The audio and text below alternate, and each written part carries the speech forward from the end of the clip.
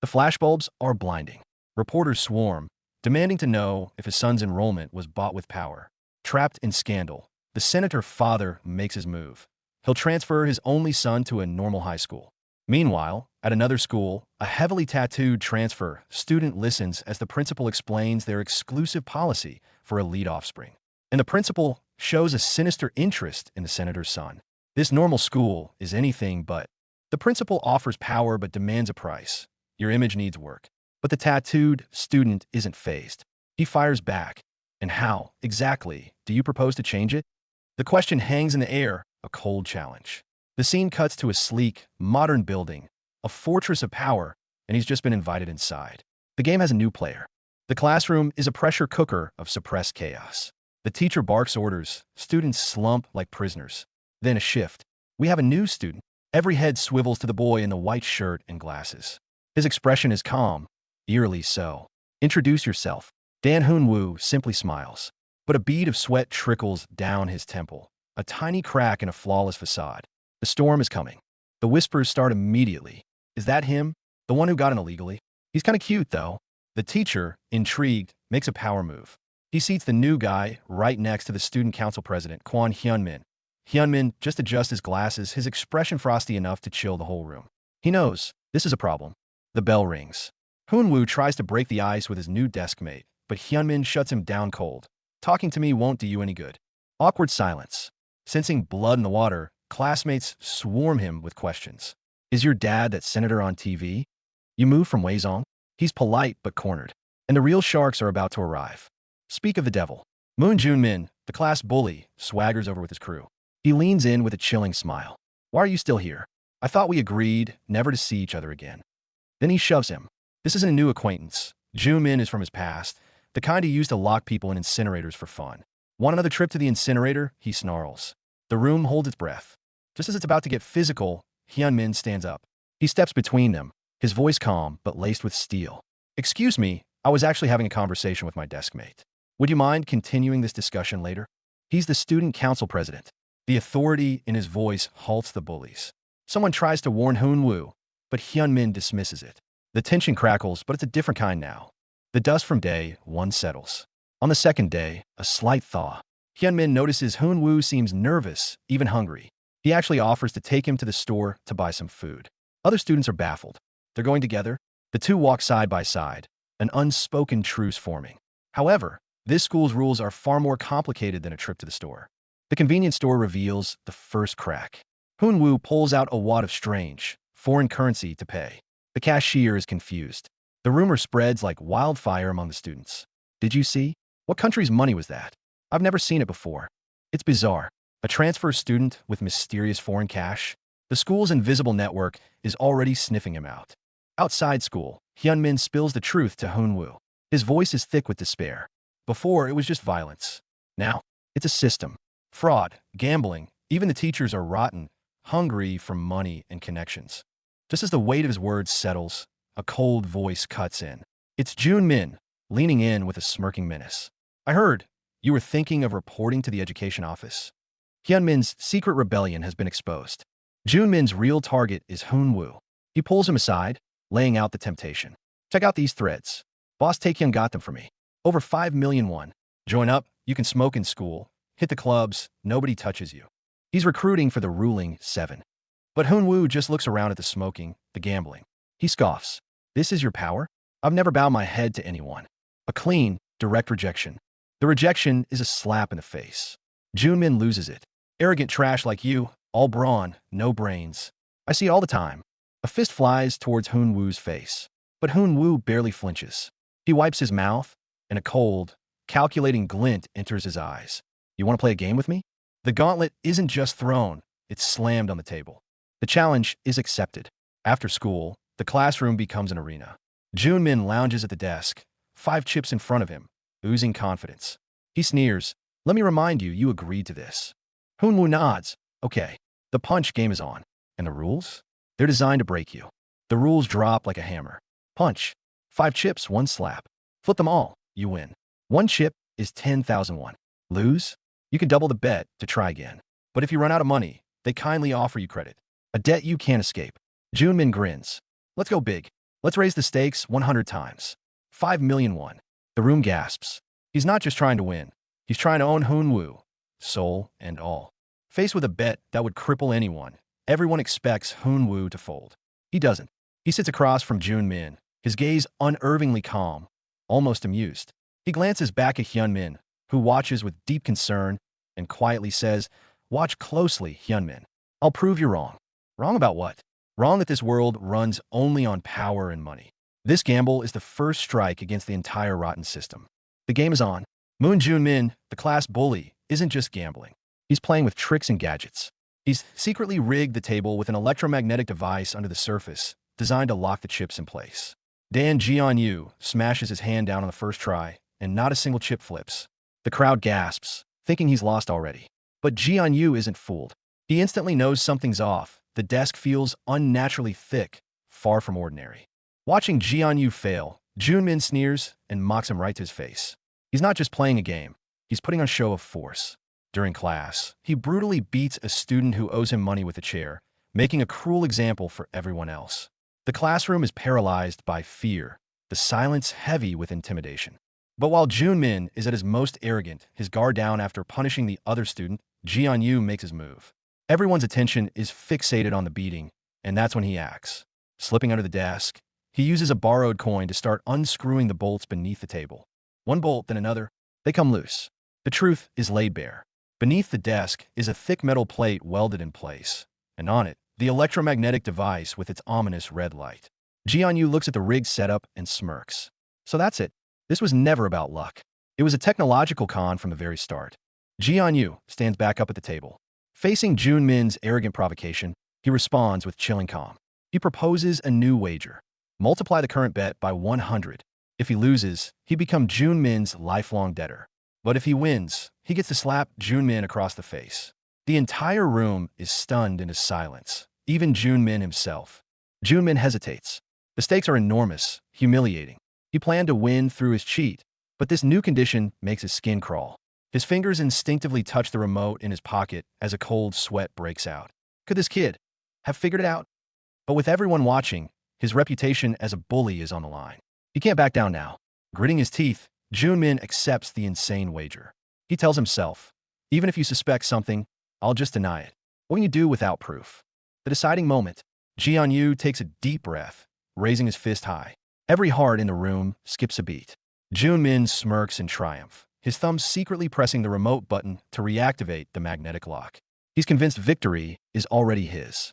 But in the next second, Junmin's triumphant smile freezes solid. Jianyu's fist comes crashing down with the force of a thunderbolt. A deafening crash echoes. All 5 chips, freed from their magnetic trap thanks to Jianyu's sabotage, are sent flying. They tumble through the air, beautifully flipping over one by one and landing on the opposite side. Cheating? It's useless in the face of real skill and nerve. He won. Jianyu just won the 100 times mega bet.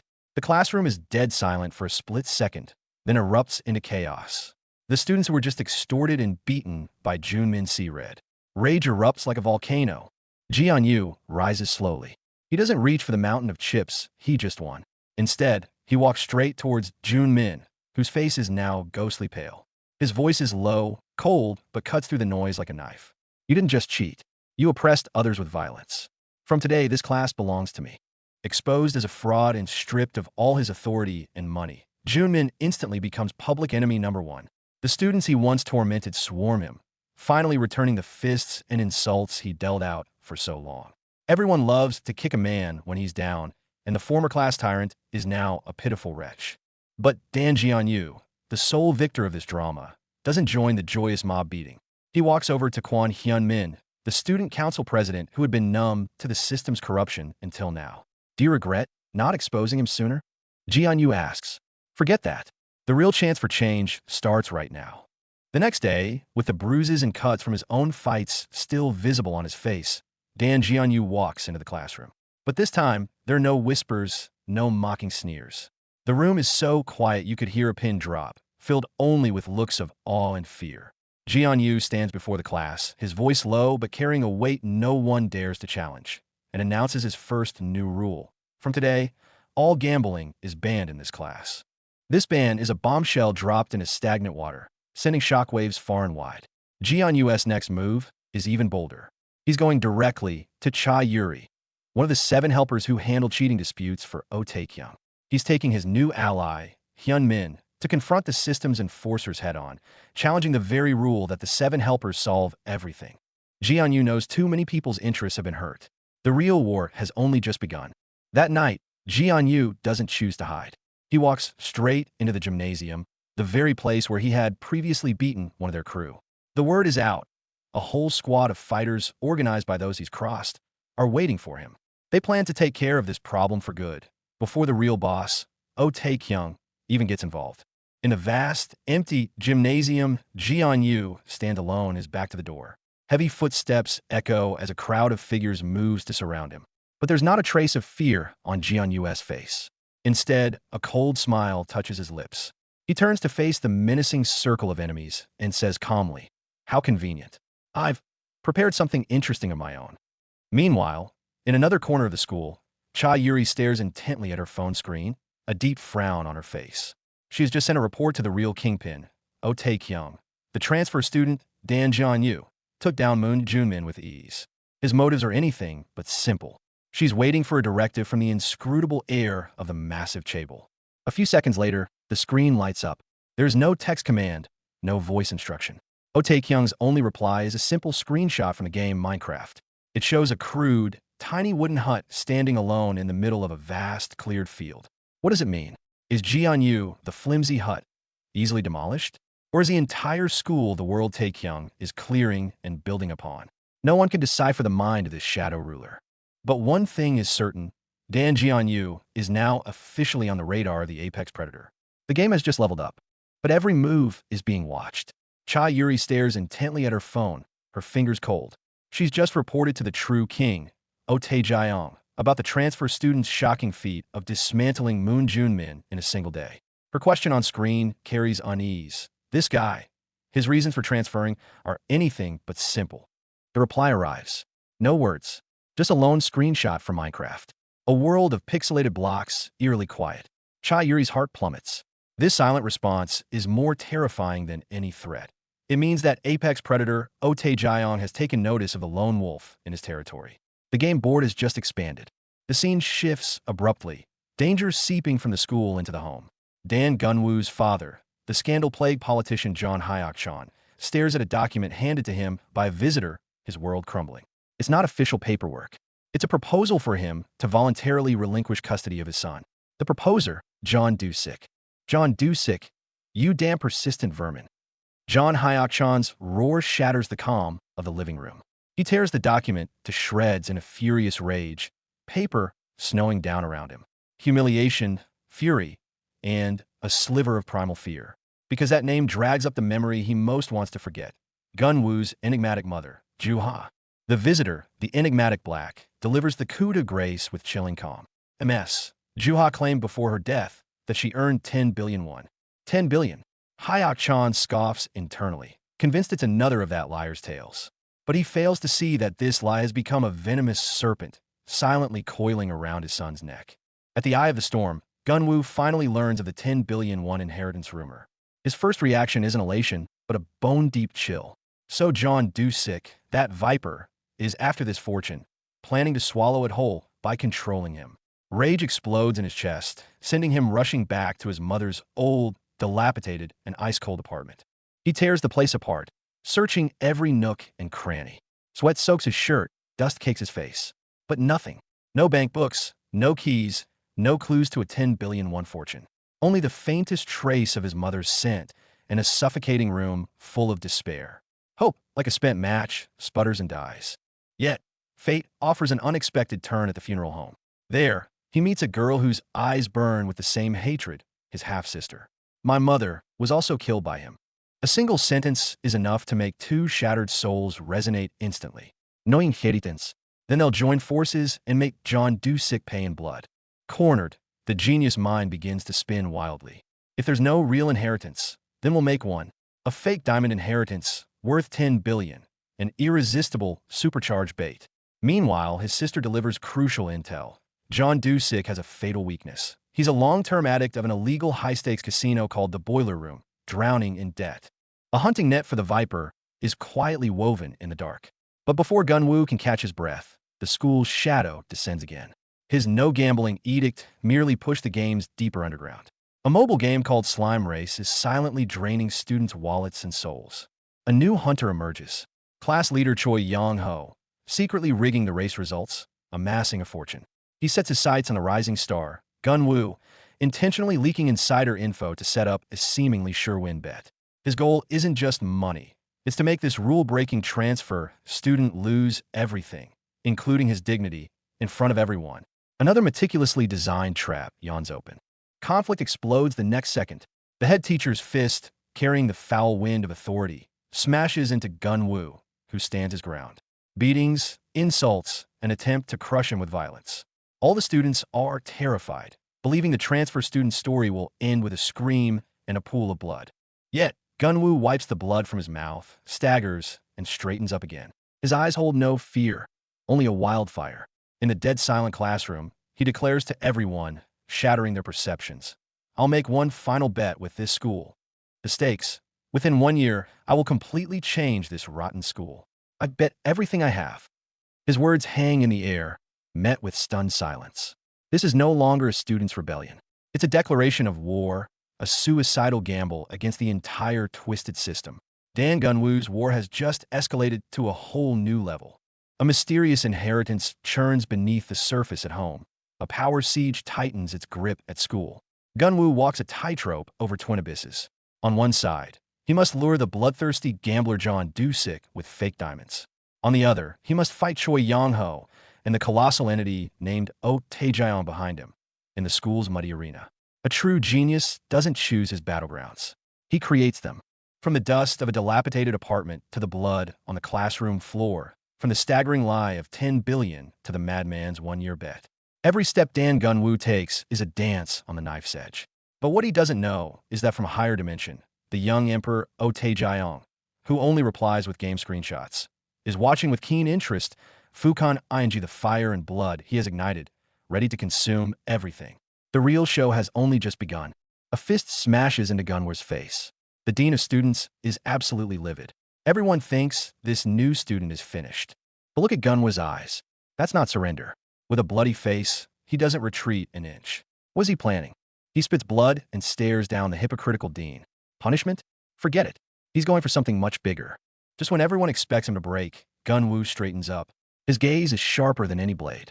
The next second, he issues an ultimate challenge to the entire rotten system, right in front of the whole school. He bets a year of his life, not on money, but on the fate of this entire school. This is the Genius Transfer Students' Declaration of War. Change everything, or die trying. Cut to the streets. Gunwoo's sister has done the unthinkable. She found her way to the Boiler Room Casino. She's about to confront her scumbag father. Inside the smoky casino, John Dusik is drowning his sorrows. His daughter charges right up to him, demanding answers. "You gambled away Mom's money. What kind of father are you?" John Dusik panics. But someone more dangerous than his daughter is watching. The Boiler Room's enforcer, On Hee-ju, appears like a ghost. His eyes scream suspicion and murder.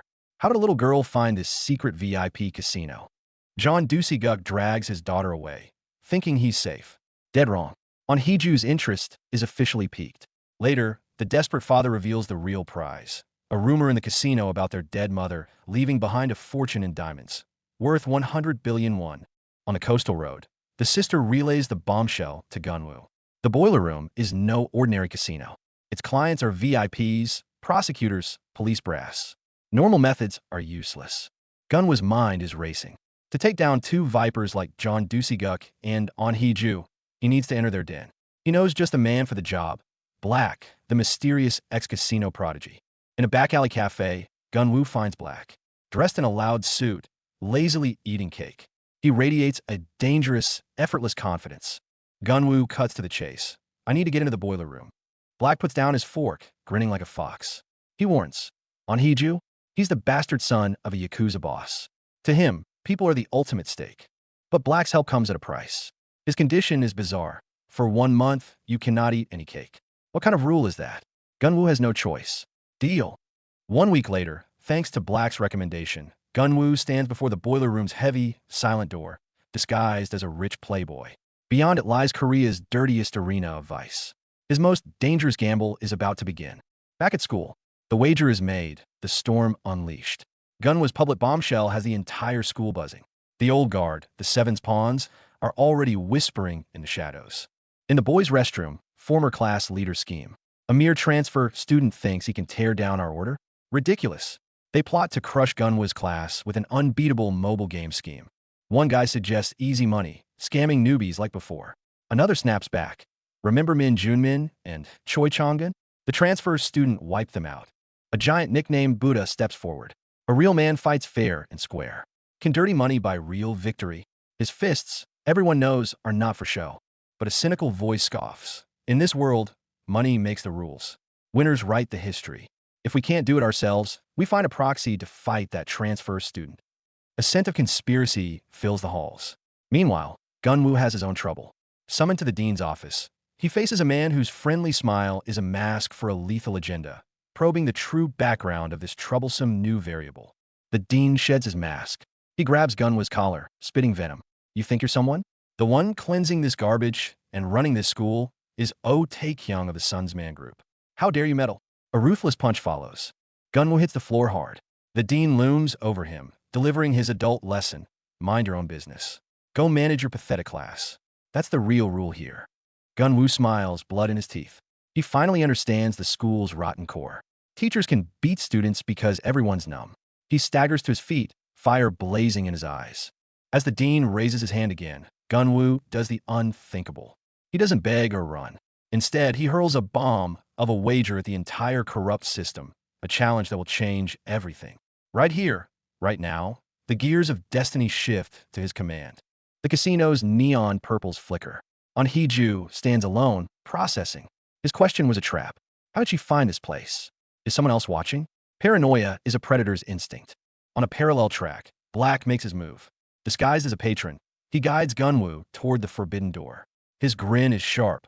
He seems to relish this invasion of the devil's own casino.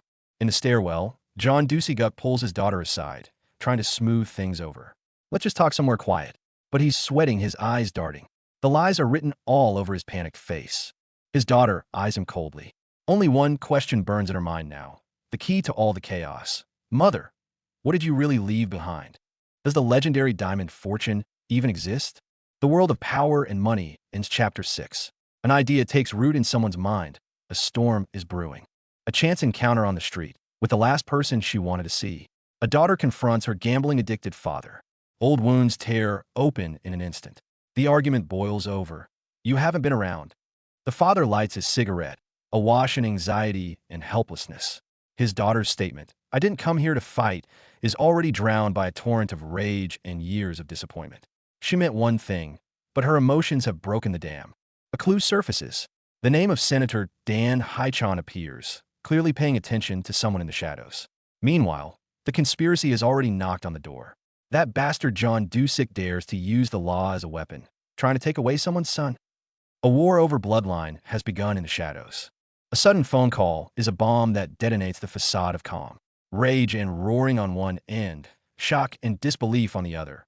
What illegitimate son? What giving up? Could this all be a colossal lie?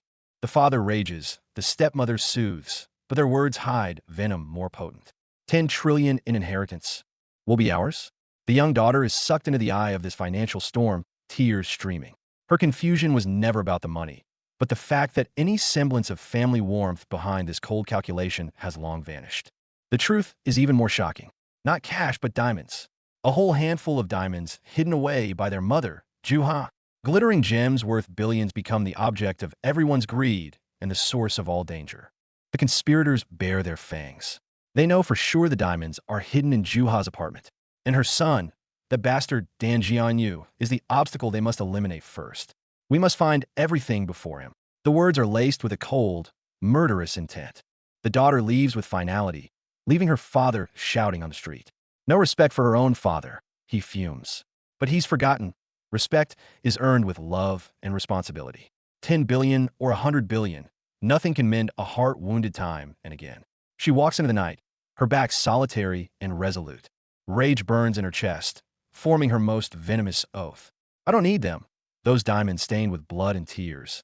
As long as you suffer the same torment as my mother and I. A seed of vengeance, born of absolute hatred, breaks through the soil. The lead goes cold. Walking side by side on the bridge, they confirm Dan Haichan has no inheritance. Yet their father's absolute certainty didn't seem like a lie. Every corner of the house has been searched. Where are the diamonds? The mystery only deepens. A walk by the sea, talking about a distant father. The daughter offers to help, but her heart is full of bitterness. He didn't even ask how I was. For a gambling addict, the death of a loved one is just another hand lost at the table. John Doe's sick. He was once a poor soul who fell into a trap. The hook didn't catch money, it caught his life. Gambling everything to break even, seeking revenge only to sink deeper. With a debt exceeding 500 million, he long ago bet his life on the table. Target locked. That casino on the third floor in Sinshin, deceptively respectable and heavily guarded. Intel from Love Dog reveals it's a secret den of iniquity for VIPs only, with buy-ins starting in the hundreds of millions. Acquaintances of prosecutors and police frequent it. That's their protective shield. In a bar, someone uses past lies as cover. 10 billion? Just fairy tales my mom told. Try to muddy the waters. But the other party clearly isn't buying it. A blade smashes down. The threat is implied. Don't play games. The prey comes into view. They're watching Dan Jianyu, discussing how to get close.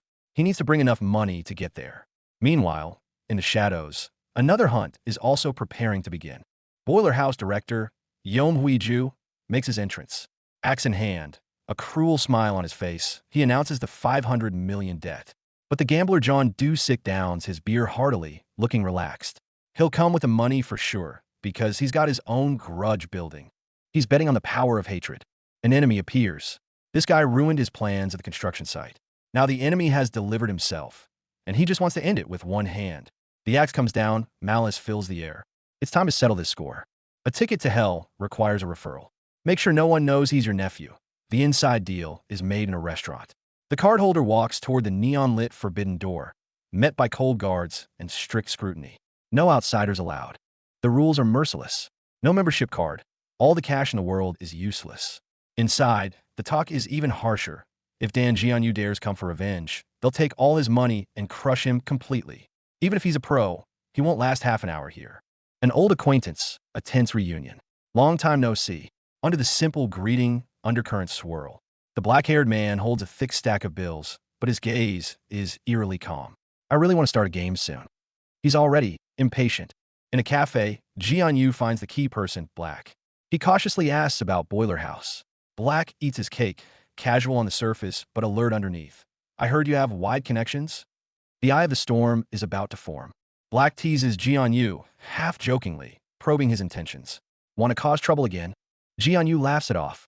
But when he looks down and murmurs Boiler House, the weight and complexity in his tone give him away. This place means something to him. Black reveals the true face of Boiler House. An illegal casino for VIPs only, with bets reaching tens of millions. More importantly, its regulars are associates of prosecutors and police. Scandals? They never surface. This is a den of demons protected by the golden shield of power. Now comes the darkest part. Why call it dirty? Black's answer makes Jianyu's fork freeze midair. They sometimes hold special events. The stakes are people. People as stakes? Jianyu's pupils contract sharply. The casino director Yom Huiju's identity surfaces. Illegitimate son of a Japanese Yakuza boss. Complex background, ruthless methods. In a frame, a woman is violently restrained by a tattooed man. The oppression palpable. He is the master of Boiler House, a born gangster. Black recalls even more sordid details. Yom Huiju once organized special entertainment for political and business elites. Underage street racing, arson, betting on who could evade the police longest. They use people purely for entertainment and gambling. Jianyu listens, sinking into heavy silence. School crisis. Someone is shouting about dealing with Buddha, even threatening to force Dan Jianyu's hand. Jianyu analyzes calmly. So, it's related to those guys at the construction site? The hidden pieces on the board start connecting. Meanwhile, he lays his cards on the table with Black. How do I get into that casino? Black refuses, stating the rules have changed. An internal referral is now mandatory. He warns Jianyu that Yom Huiju is a born demon who'd kill for money. The scene cuts to Yom's blood-smeared, Zhengning face. This opponent is extremely dangerous. Jianyu tries to buy his way in, the offer price soaring. Black gets angry. Is it all about money to you? At the impasse, Black suddenly relents, but with a bizarre condition. Do me a favor. Don't eat cake for a month. Jianyu is stunned. What kind of strange deal is this? But the opportunity has arrived. The morning's tranquility is shattered by a ringing phone. It's Black on the line. The final moves are set. The trap for Ah Se-ju and the custody fight over John Dashik will spring at the same moment. Back at school, Kwon Hyunmin drops a bombshell. Oh Tae-jaeong's elite, 7, are secretly allying with the school's other violent faction, the Buddha crew. They plan to use a stage brawl to rig a high-stakes game against Ah Se-ju. A three-way power play? No. Dan Gun-woo smells an opening. This game is about to turn into his game. Step 1. Recruit the Buddha. Gun-woo tracks down their leader, the hulking figure nicknamed Buddha. The meeting is in a humble, spicy pork cutlet joint. Gun-woo's opening is alluring. I can make all your illegal brawling records from construction sites disappear. The price? Work with me. Help me take down Ah Se-ju. Buddha doesn't say yes or no. He just smiles and pushes forward a plate of pork cutlet, red hot and smoldering with spice. A man's test is simple. Finish this and I'm in. It's not a game. It's a blood oath. The price of entry, paid in fire. Over in the boiler room, the lights are perpetually dim. Ah Se-ju stands before a bald-headed man with a killer's eyes and a criminal record etched on his face. Pan Gukbong, a professional brawler freshly out of prison. Ah Se-ju hands him an envelope. Inside isn't money. This is a drug that makes money. Steroids. Your opponent in the next entertainment match will be Dan Gun-woo. Cruel anticipation gleams in his eyes. A truly bloody spectacle. The kind of game brings in unimaginable profits. Pan Gukbong takes the drugs. He also takes the order to hunt down Dan Gun-woo. A car pulls away from the boiler room, dissolving in his soul's cold night. The deal is done.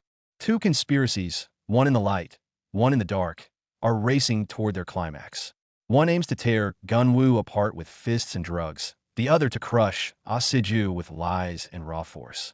And at the center of the vortex, Dan Gun-woo swallows the last of the burning spice. There's no turning back now, only forward. A pre-war pact, sealed in spice and silence. The night itself becomes a prelude to the final reckoning. A gambler's greed, a conman's cunning, a brawler's fists, a genius's calculations. Everything is pushed to the breaking point on this night. The final bell is about to toll. A storm is gathering. This time, he's not just aiming to topple a rotten school. He's aiming to rip out by the roots every bit of corrupt power and money that has overshadowed his entire life. The war has already begun, and Dan Gun-woo will be the one to light the fuse. The all-in counterattack starts now. Next round, he won't just win. He'll win it all. Who will be the last one standing? Ah Se-ju, who controls violence and money. Oh Tae-jaeong, lurking in the school shadows? Or this genius transfer student who has nothing left to lose but owns the entire chessboard? The suspense is about to be lifted. Are you all ready for the climax? Late night on the highway, a white Mercedes speeds along, carrying Shin Dusik and his comrade. Suddenly, a bizarre figure blocks the entire lane, a scooter. The driver explodes. What lunatic is this? A toy on the road. What they don't realize is, this is no accident. It's the first signal of a closing trap. Thinking about passing? A bad idea. In a flash, the roar of engines fills the air. Motorcycles emerge from the darkness like ghosts, instantly boxing the Mercedes into a steel cage of headlights on a rainy highway. Inside the car, pupils dilate with shock. The bald driver panics. What the hell is going on? The encirclement is complete. The desperate driver leans out, screaming threats. "Wanna die, you bastards?"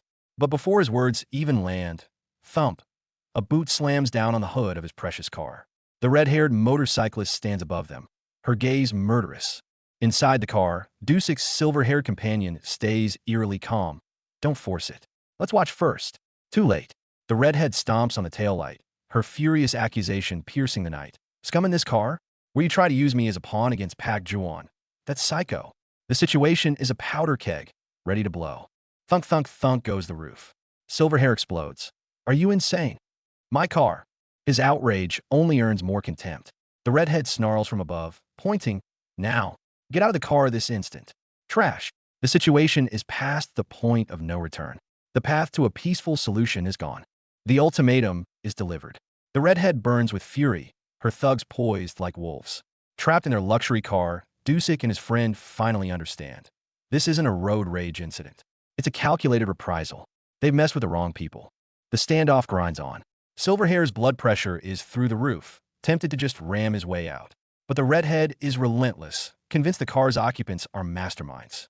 She screams about their dirty plan to use her as their violent pawn.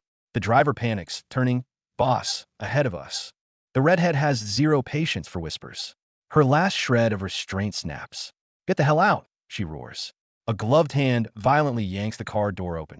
Shin Dusik is still stunned when it grabs his collar, dragging him into the cold, rainy night. The violence begins. Just then, another player arrives. Not motorcycles this time, a car parked in the shadows. The door opens, and a mountain of a man emerges, his sheer presence dripping with pressure. Buddha. His arrival halts even the furious redhead. The atmosphere pivots, crackling with a different, more ominous danger.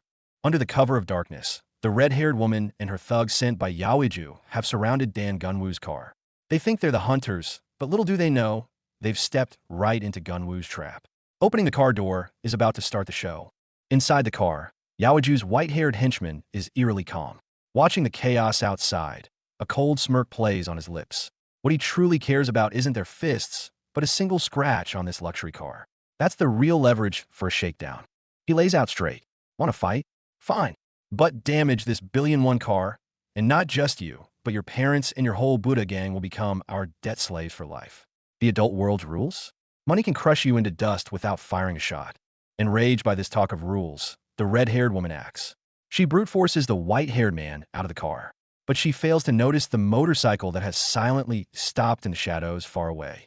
The real surprise is about to arrive. No sooner does the white-haired man stand than the redhead's fist connects. She curses with every blow, punching with a feral intensity.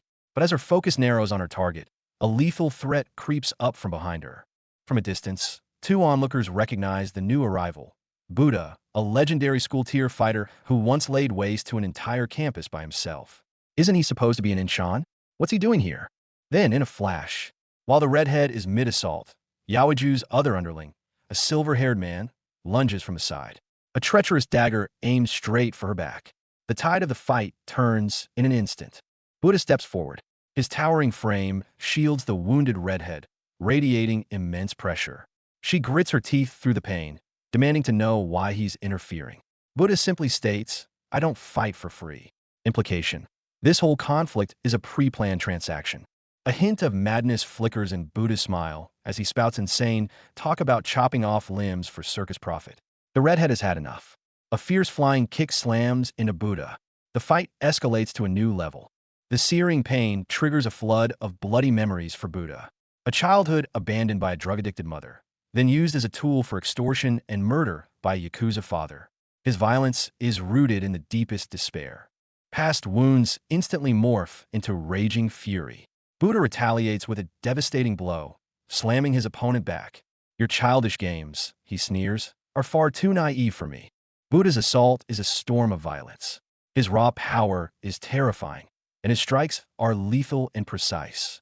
Even with a desperate block, the white-haired man is sent reeling, blood spraying from his mouth. This isn't a schoolyard brawl. It's the level of a professional killer. The battle reaches a stalemate. Seeing no quick victory, Yaoju's henchman brandishes his dagger again, thinking to overwhelm with a weapon. He mocks Buddha for relying on fists. But he forgets, Buddha's childhood was lived on a knife's edge. The dagger sinks deep in the redhead's back. Yaoju's crony wears a cruel smile, savoring the process, relishing his prey's agony. What he fails to notice is the complete transformation in Buddha's eyes. The white-haired man presses the blade to the redhead's throat, boasting he should have killed her earlier. Through the pain, she realizes he used a weapon. That breaks the rules. And at that moment, Buddha silently pulls out his phone. Buddha opens a secret chat group. Inside, a lively side bet is raging, wagering on whether items will be used in this fight. A smile spreads across Buddha's face as he slowly types a message. The message sends, "Congratulations to those who bet I'd use a weapon. You win." The white-haired man is baffled, demanding to know what Buddha is playing at. Meanwhile, the true mastermind, watching from the shadows, Oh Tae-kyung, receives the report. In a VIP room of a casino, Oh Tae-kyung is elegantly playing cards. An aide whispers the report. The disruptor is confirmed, Dan Gunwoo. And side bets on item usage in their fight are already circulating. A dangerous smile curls on Tae-kyung's lips. Tae-kyung sets down his glass, his gaze sharp as a blade. Speaking into the phone, and to his unseen rival, Gunwoo, he says slowly. Then the next game begins. The chaos at school is merely a single piece on his vast chessboard. Emerging from the shadows, Ahiju reveals the legendary diamond, rumored to be worth billions. He wears the smile of a puppet master, offering the battered and bloody Dan Jianyu a chilling proposal. I have a suggestion. How about we play a game? The terms are one-sided. I'll give you 3 days. Bring as much money as you can. He adds casually, like it's an afterthought. Oh, and by the way, the diamond's worth 100 billion won. Dan Jianyu has them. So, you really shouldn't worry. It sounds less like a reassurance and more like a devil's whisper. The rules are finalized. Ahiju decrees with a sneer. One condition, you must play with John Do-sik, and your casino patrons will be more than happy to oversee your every move. After all, they were cheated out of their previous bets and are seething for a conclusion. For emphasis, he crushes a phone screen in his hand. Diamonds? You really don't hold me in any regard at all, do you? Jianwu wipes the blood from his mouth, but his gaze is glacial. Play whatever game you want. I'll play along.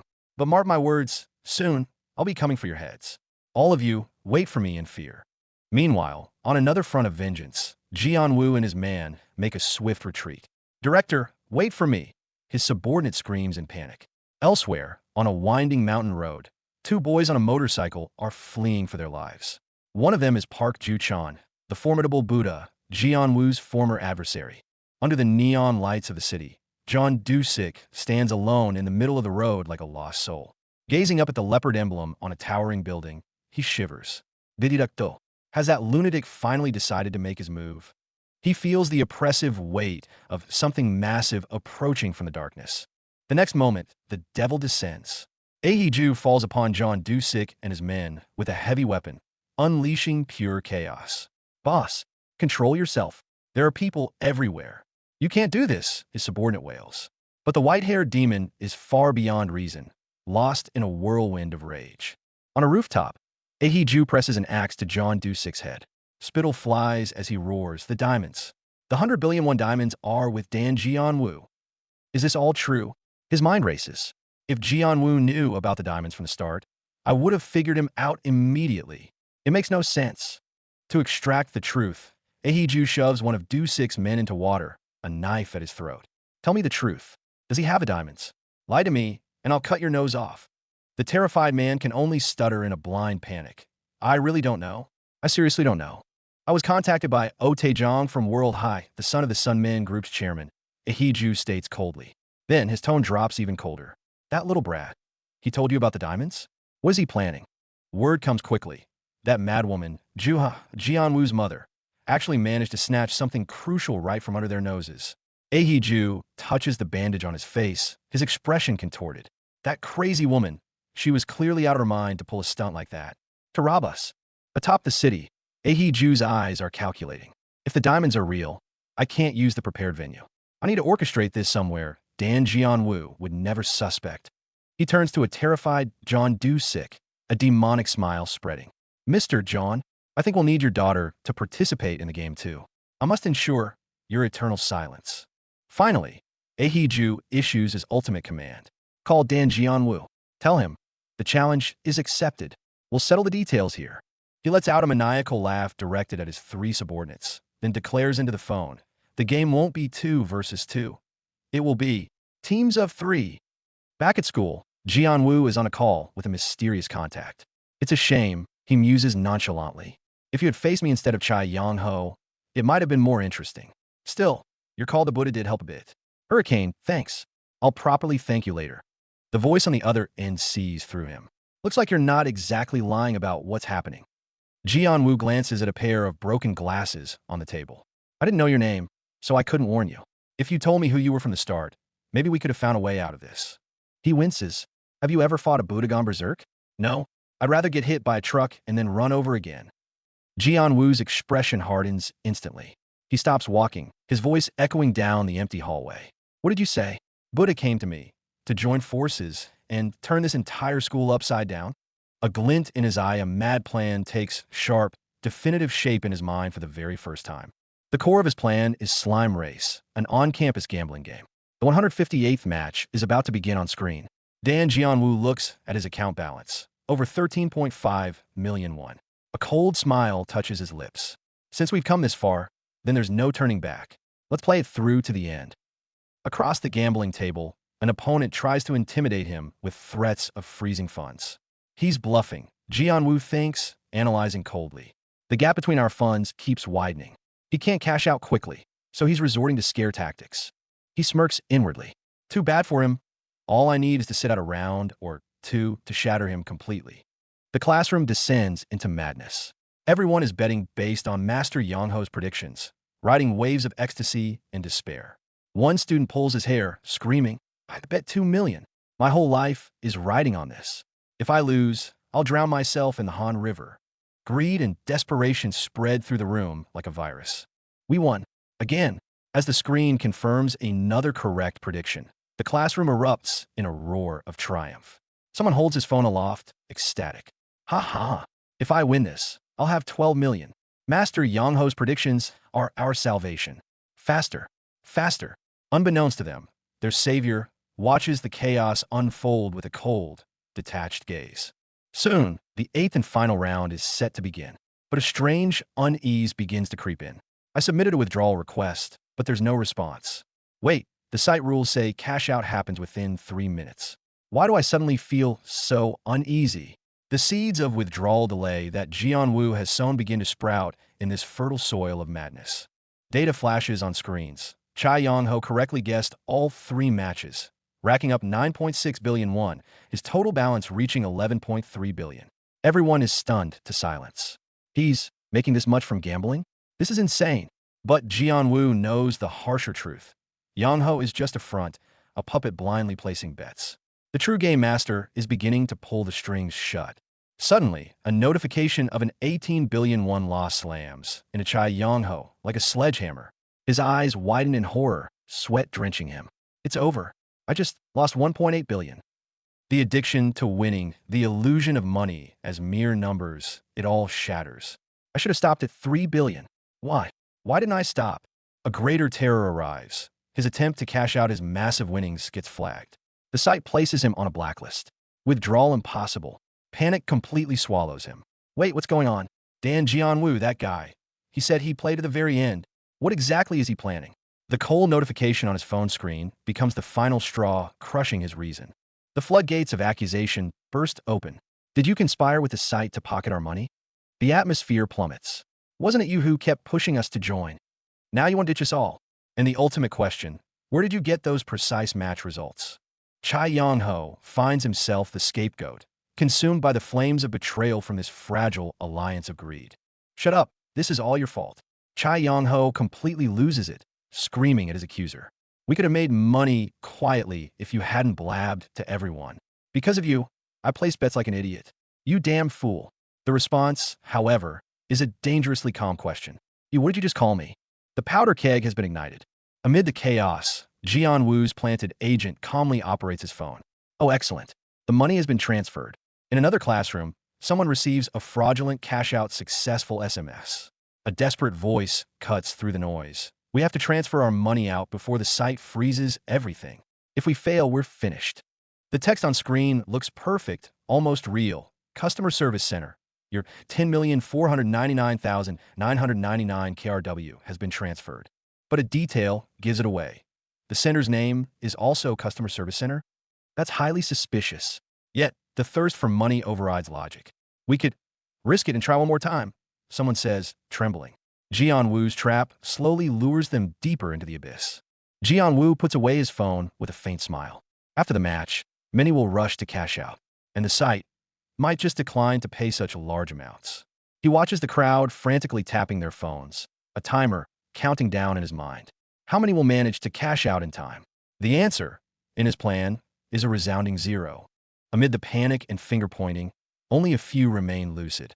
The purple-haired, bespectacled boy who first cooperated with Jianyu sighs. Perhaps, in this game, I lost, but at least, I genuinely earned 10 million. The true top player, the blue-haired Quan Hyunmin, now watches the storm he helped unleash with a victor smile. His money is safe. As for the rest, they're on their own. Just moments ago, it was all stares and tension. Now the brown-haired one grabs the other guy by the collar. The wait is left unfinished, swallowed back. Dan Hongwu turns his head, but his gaze drifts somewhere far, far away. What exactly is he scheming? Those aren't tears of joy. Sweat mixes with tears, streaking down a face etched with a desperate, almost shattered resolve. Who is he begging to stop? Or is he pleading with himself? And here comes the trouble, right on schedule. A teacher barges into the principal's office, practically foaming at the mouth. His demand? Expel that new transfer student, Dan Jianyu, immediately. In his eyes, this kid waltzed in and shattered the precious order they and the Songmun group worked so hard to build. The principal is far more composed. Sipping tea, he fires back calmly. A reason. He needs a proper reason for expulsion. You can't just make things up. This old fox's words are laced with implication, clearly hinting they need to make Jianyu slip up on his own. Well, speak of the devil. An excuse arrives just as they need one. A female teacher bursts in, shouting a crisis. The second-year students are causing a huge uproar in the hallway. The principal's brow furrows as he glances at the other teacher. The hallway has descended into chaos. Give me back my money. Anyone able to withdraw cash? What's the website's phone number? It's a full-blown riot, with everyone screaming about money.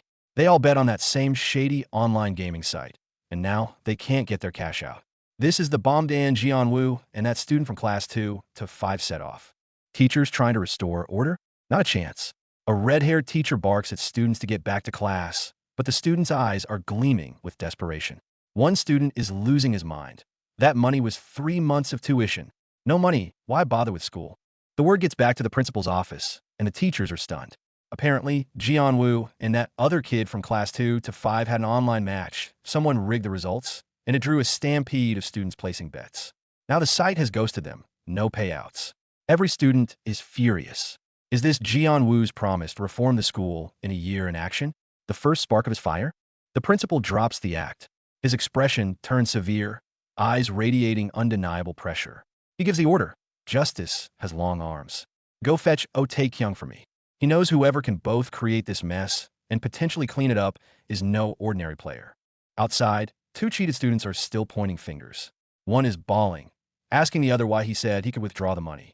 The other, with a chilling look, fires back. So you didn't get your transfer either? The truth dawns. No one could get their money. That guy with the cold smile. Did he see this outcome from the very beginning? Chaebol, with his purple hair, smirks like a fox. He admits it. He did make a transfer, but from another account. A simple trick of changing the payer's name. All to make everyone believe that only Dan Jianyu succeeded in cashing out. The student used as the lucky example is now the target.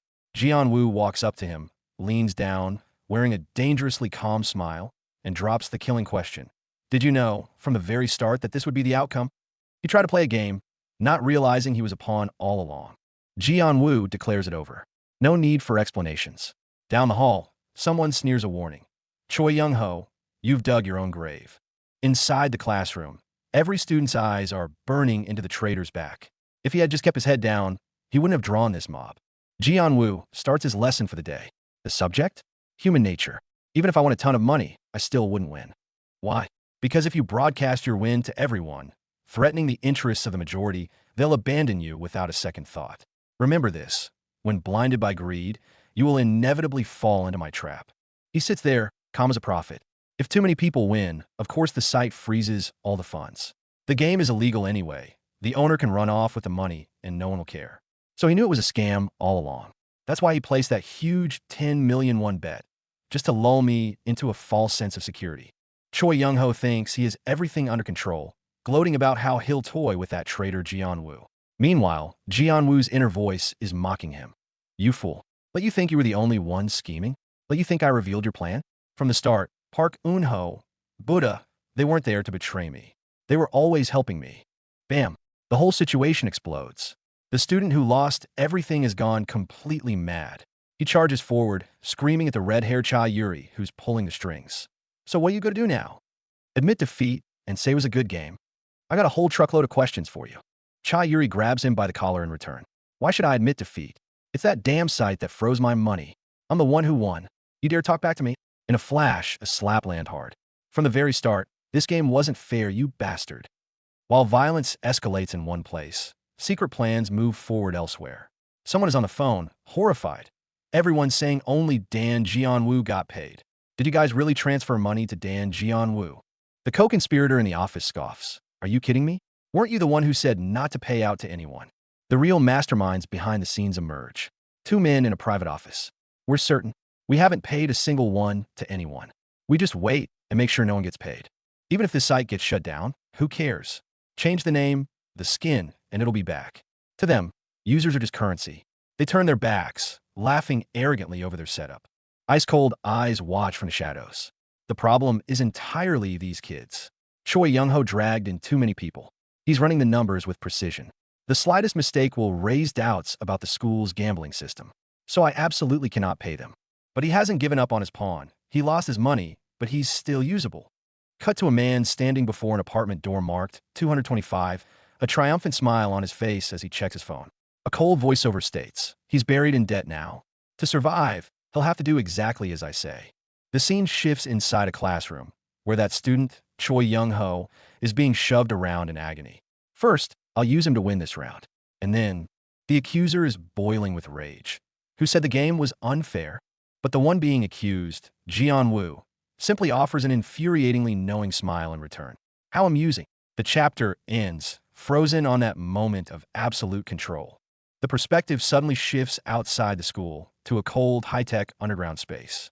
The impeccably dressed casino executive, Heiju, is operating a professional camera, looking down on a massive, glowing blue contraption below. He sneers into his comms. These idiots really think Heiju's team will win? You bet on their loss again? How cruel. Judging by the odds, Dan Jianyu's team doesn't stand a chance. A new game of death, capture the flag on the bridge, begins. The betting screen flashes. Heiju's team at odds of 1.3. Jianyu's team at 3.7, the heavy underdogs. And Jianyu himself stands alone on a transparent, floating platform, endless darkness yawning beneath him. The commentator warns, a fall from 10 meters is a guaranteed concussion, at the very least. Jianyu looks up. From this angle down below, the 10-meter distance suddenly feels infinitely larger, the oppression tangible. He remembers a time he had to climb a construction crane. The fear back then, it's nothing compared to this. He stands under a massive metal structure. A nearby screen displays the brutal rules. A fall could be fatal, but victory is often decided in the opening moments, which paradoxically makes the initial risk the lowest. He grits his teeth. Fear? He's long been numb to that. The real kicker is, if the pool below is empty, that height becomes 20 meters. On the platform, a girl from the opposing team shrieks in pure terror. The announcer, holding a megaphone, sits high above them, beginning a cold countdown. First round on your marks. 1, 2. Combat is about to erupt. Go. The suited man instantly pivots and throws a fierce punch. His teammate, likely Buddha, channels every ounce of strength into one devastating blow. The hoodie girl on the other side has no time to react before she's sent flying backward by the sheer force. The first round, and Jianyu's team plays for keeps. The speed is so insane it leaves the old woman in the observation room speechless, making even the stern-looking white-haired man beside her raise an eyebrow. Across the way, the guy who just reached the finish line just stares in utter confusion. A moment later, realization dawns on him. The plan worked. Using her bare feet, she somehow ran at blinding speed across that slippery metal ramp, leaving the audience in absolute shock. WTF? Is this speed? He's done. She's got a turbo boost. What's even the point anymore? And there it is. The first round victor, Chan Omi. With shocking speed and agility, she dashes barefoot up the ramp and snatches the flag. Even the announcer is impressed. But hold that applause. This deadly capture the flag battle has only just begun. Dusik watches his daughter take the risk, terrified almost to tears. But Gunwoo remains ice cold. That barefoot running trick only works when the bridge is bone dry. The moment water splashes up, that surface becomes a slip-and slide. But for now, the bridge is dry. Fresh off her victory, Chanomi stands tall, beaming. See, Appa? I told you the first one would be mine. But before her smile can fade, a hand reaches out from the shadows. The man remarks calmly, yes, that was quite a show. And then, he pushes her right off the edge. Pure terror strikes. One woman stares, eyes wide as dinner plates, witnessing a nightmare. Down the hall, another pair scrambles in a blind panic. And at the center of it all, a young man with dead, empty eyes emanating a chilling, unnatural aura. The retaliation begins. From the heights, a command is given. The woman in the red cap is unceremoniously hurled into the freezing water below. With a massive splash, she sinks, eyes clamped shut against the searing cold and pain. This game was never a game at all. It's pure hell. Disaster strikes underwater. An explosion echoes, and a diver's body plummets into the depths. Seeing it happen, Junho absolutely explodes. Gah! His roar of pure rage threatens to shatter the surface itself. In the wake of the chaos, an eerie silence falls. A suited man rubs his ear, annoyed. Screaming like a maniac, my ears are ringing. Only the gentle lapping of the water breaks the quiet, a calm that feels like the eye of a monster hurricane. Foul play confirmed. Chanomi isn't content with just winning. She spits water in her opponent's face. The judge calls it instantly. And Yunhu. Post-match attack. You're disqualified from the next round. But Ahaiju's warning cuts deeper. Do that again, and you're out of the entire game. The judge lays down the law. You follow my rules here. That's what makes the game interesting. Want to play by your own? Fine. Then get out. Ahaiju just scoffs. As you wish. But the woman behind him loses it completely, lunging forward. You bastard son of a bitch. Have you lost your mind? Dusik loses it. You lost, you loser. How dare you lay a hand on my daughter? Get your filthy hands off me. But Gunwoo, caught in his grip, stays eerily calm. He gestures towards Omi in the distance. Sir, did you even see how she ran? The words are a knife to the heart. Their advantage is smashed to pieces. No normal person could move like that. It takes an athlete. Dusik watches in despair as his daughter pulls ahead on the narrow bridge. His men panic. We can't chase her on this narrow walkway. But Ahaiju just smiles. She's small, well-balanced. What an excellent card to have. The conspiracy thickens. Ahaiju's men restrain several people, whispering to Dusik.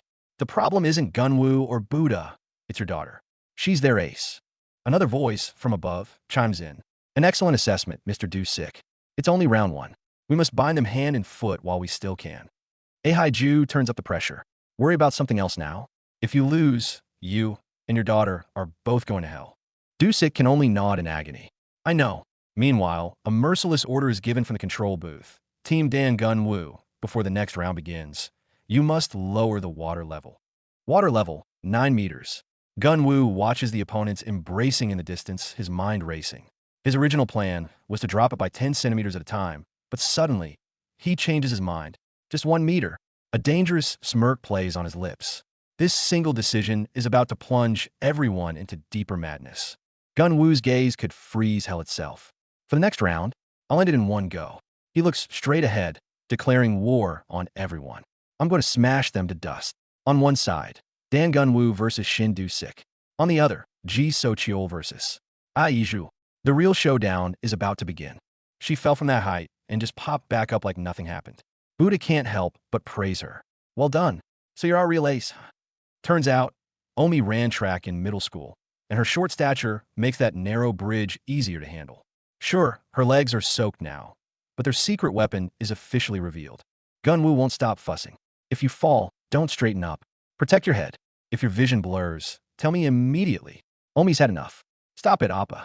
It's just one fall. Then her tone shifts, deadly serious. If you really want to look out for me, then win the next round.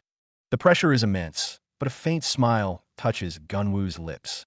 He speaks, perhaps to his team, perhaps to his enemies, perhaps to fate itself. Yes, I will not lose. The announcement echoes, and so, the second round begins. A cold command echoes over the massive water tank. Next challenger, come on up. Below, two shadowy figures begin the arduous climb up the poles inside the transparent, water-filled tank. Is this an invitation to victory, or a one-way ticket to the bottom? It's Gunwoo's turn. He carefully steps onto the impossibly narrow platform, barely able to fit 1 foot. Gotta move with extreme care. He looks down, but his mind is elsewhere. How did she manage to run across this and grab a flag? The gap between them feels wider than the bridge itself. Gunwoo lays it out clearly. Neither me nor Buddha can pull off what she did. Only Chanomi can. But then he spots Dusik doing splits on the stage, shouting 1, 2. Gunwoo facepalms. At first, I thought, maybe this was love.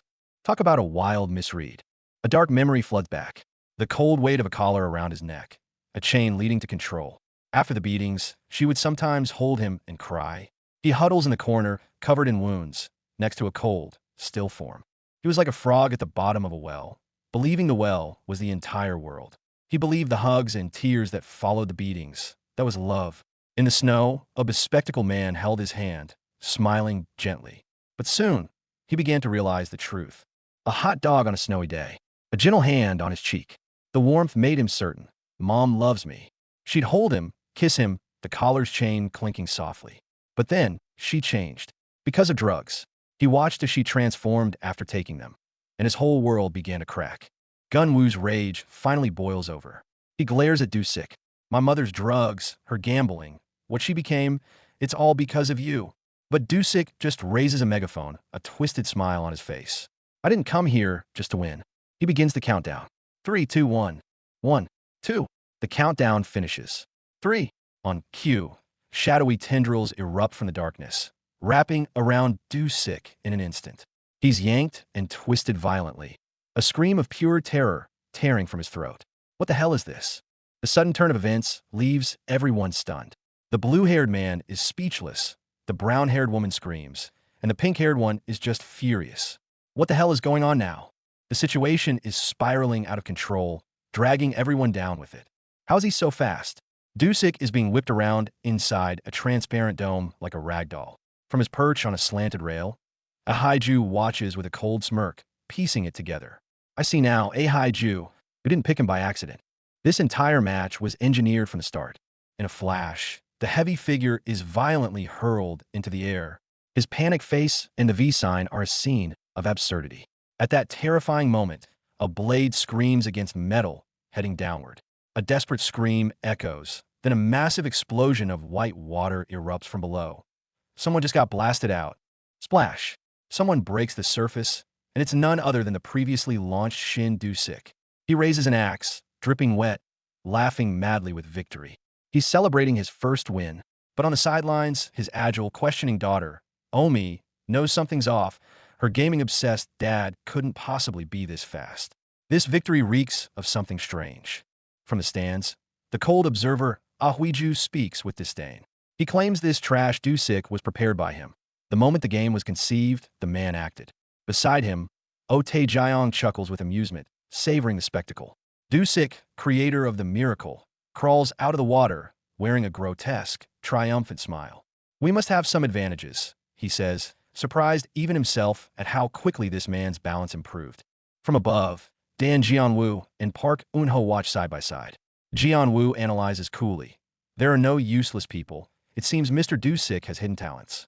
Shin Omi's gaze is sharp. From her earlier running form, she's certain they're father and daughter. Just then, the announcer excitedly declares, Round 2 winner, Shin Dusik. This is getting more intriguing than he thought. The red-haired Buddha chases the blue-haired Jianyu, shouting, Dan Jianyu, you idiot. He rages, you swore you'd win, yet you just stood there watching. Beside them, Shin Omi presses the issue. If he had sprinted with all his might when the man fell, he could have won. Were you afraid you'd die if you jumped? She demands. Faced with his ally's fury, Jianyu remains expressionless and silent. Jianyu apologizes to the furious Buddha. Sorry, I understand your anger. His voice is calm yet firm, but I genuinely couldn't outrun him. This statement makes Shin Omi's eyes widen in shock. Then, from the stands, a new order booms. So, Director Ahuiju's team, how many more centimeters will you lower the water level? The danger escalates once more. High above, Tae-jiang gestures, a devilish smile playing on his lips. If we keep playing so boringly, the audience will get bored. He announces casually, let's add 1 more meter. With a booming roar, the massive pool's water level begins to surge violently. Current water level, 8 meters. They're pushing people to absolute Jishan. Jianyu sees through the game's core. It's like rock, paper, scissors. Each team has its ace. Ahuiju's ace is the slightly faster Shin Dusik, while his own ace is Shin Omi. Victory hinges on the order. Then, a stunning twist. Kang Jong-ho had understood the rules all along.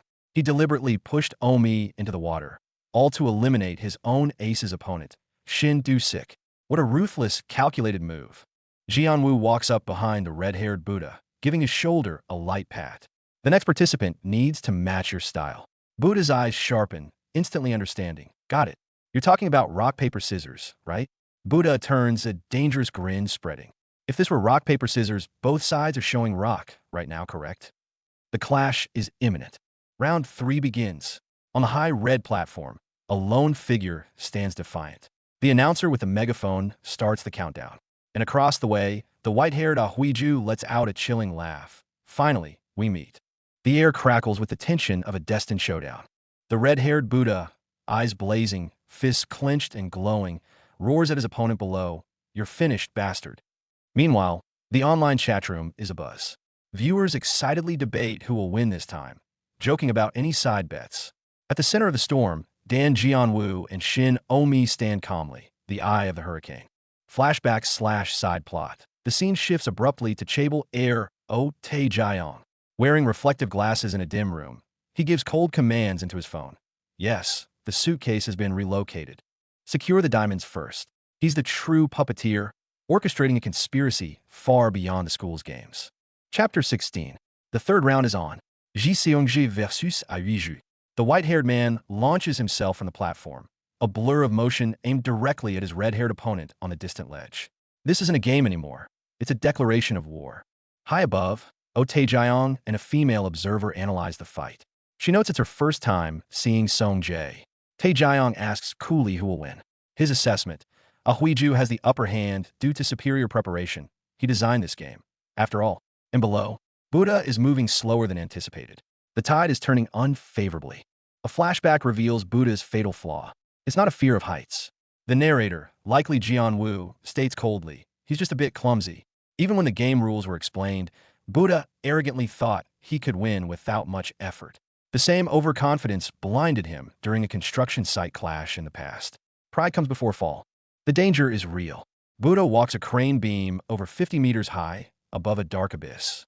Despite the peril, he remains unervingly calm.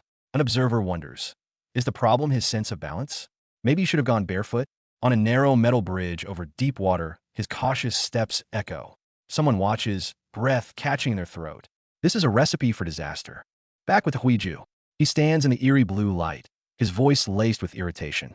One thing still bothers me. He confesses. He's furious about how easily you and Dusik's daughter agreed to this deadly game.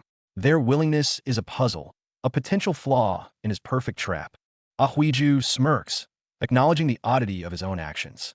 Strange, coming from me who invited you, he admits. But he had his reasons. 10 billion won was on the line, and his team could set the terms. How could I refuse? He wouldn't miss such an event just because of some risks. For him, it's all a calculated, high-stakes entertainment. He turns his icy gaze on Jianyu. And what about you? He taunts.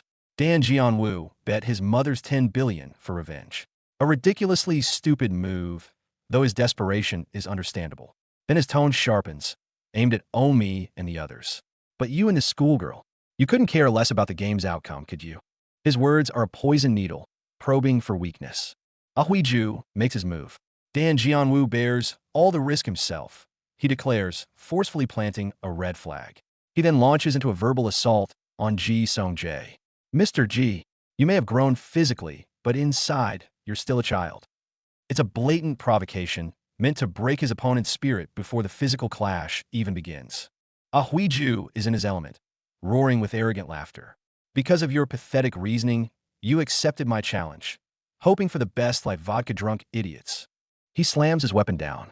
The winner of round 3 is Ahuiju. His victory cry echoes, but the real fight is far from over. The white-haired victor approaches the red-haired Buddha, who watches him warily. Why come to me? Ahuiju mocks. Victory is already decided. Want to wave your fists around?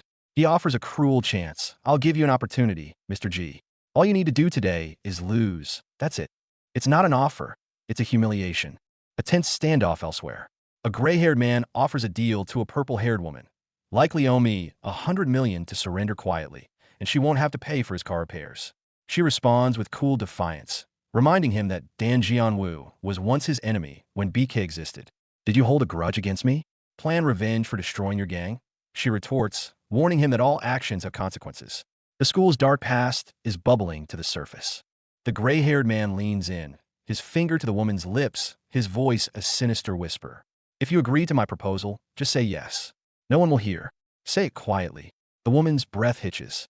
Another red-haired female observer nearby reacts with shocked confusion. Huh? What? A secret? Whispered deal hangs in the stifling air. The confrontation escalates. The gray-haired man snarls. What are you muttering about? But the red-hooded figure, marked Max, likely Song-jae or related, stands his ground, finger pointed in defiance. The game is over, he states firmly. The white-haired man, Ahwiju delivers the final blow. If you won, then get away from me, idiot. The line between victory and further conflict is razor thin. The true cruelty is revealed. Watching the red-hooded figure flee across the high metal structures, the gray-haired brute smirks with chilling intent. His inner monologue leaves no room for doubt. Don't worry, pup. I never had any intention of letting you live. This isn't a game with rules. It's a hunt with a predetermined, fatal end. An observer watches the red figure sprint away. What? He's just leaving. They think, disappointed he didn't confront the director. Another notes, his speed has increased. Someone else grits their teeth, the word bastard dripping with venom. The escape is on, but the watchers and their judgments are everywhere. The first half of the brutal competition concludes. A figure, likely Jianyu or a key player, sprints with newfound confidence across the steep bridge. An observer notes, his steps have become more assured than before. The announcer's voice booms. The first 3 rounds are over. Part 2 begins. Teams have 5 minutes to decide the climbing order for the next round. A brief respite, but the strategic battle for survival has only entered a new, more desperate phase. Under the bridge, 7 meters of freezing, metal-laced water. On the bridge, a wager more deadly than the depths below. 10 minutes, death, and 10 billion won in a briefcase. This ain't a game. This is a slaughterhouse. They scored before the round even began. Tae Jae-young's team gets a freebie because their opponent, Dan Jianyu, broke the rules.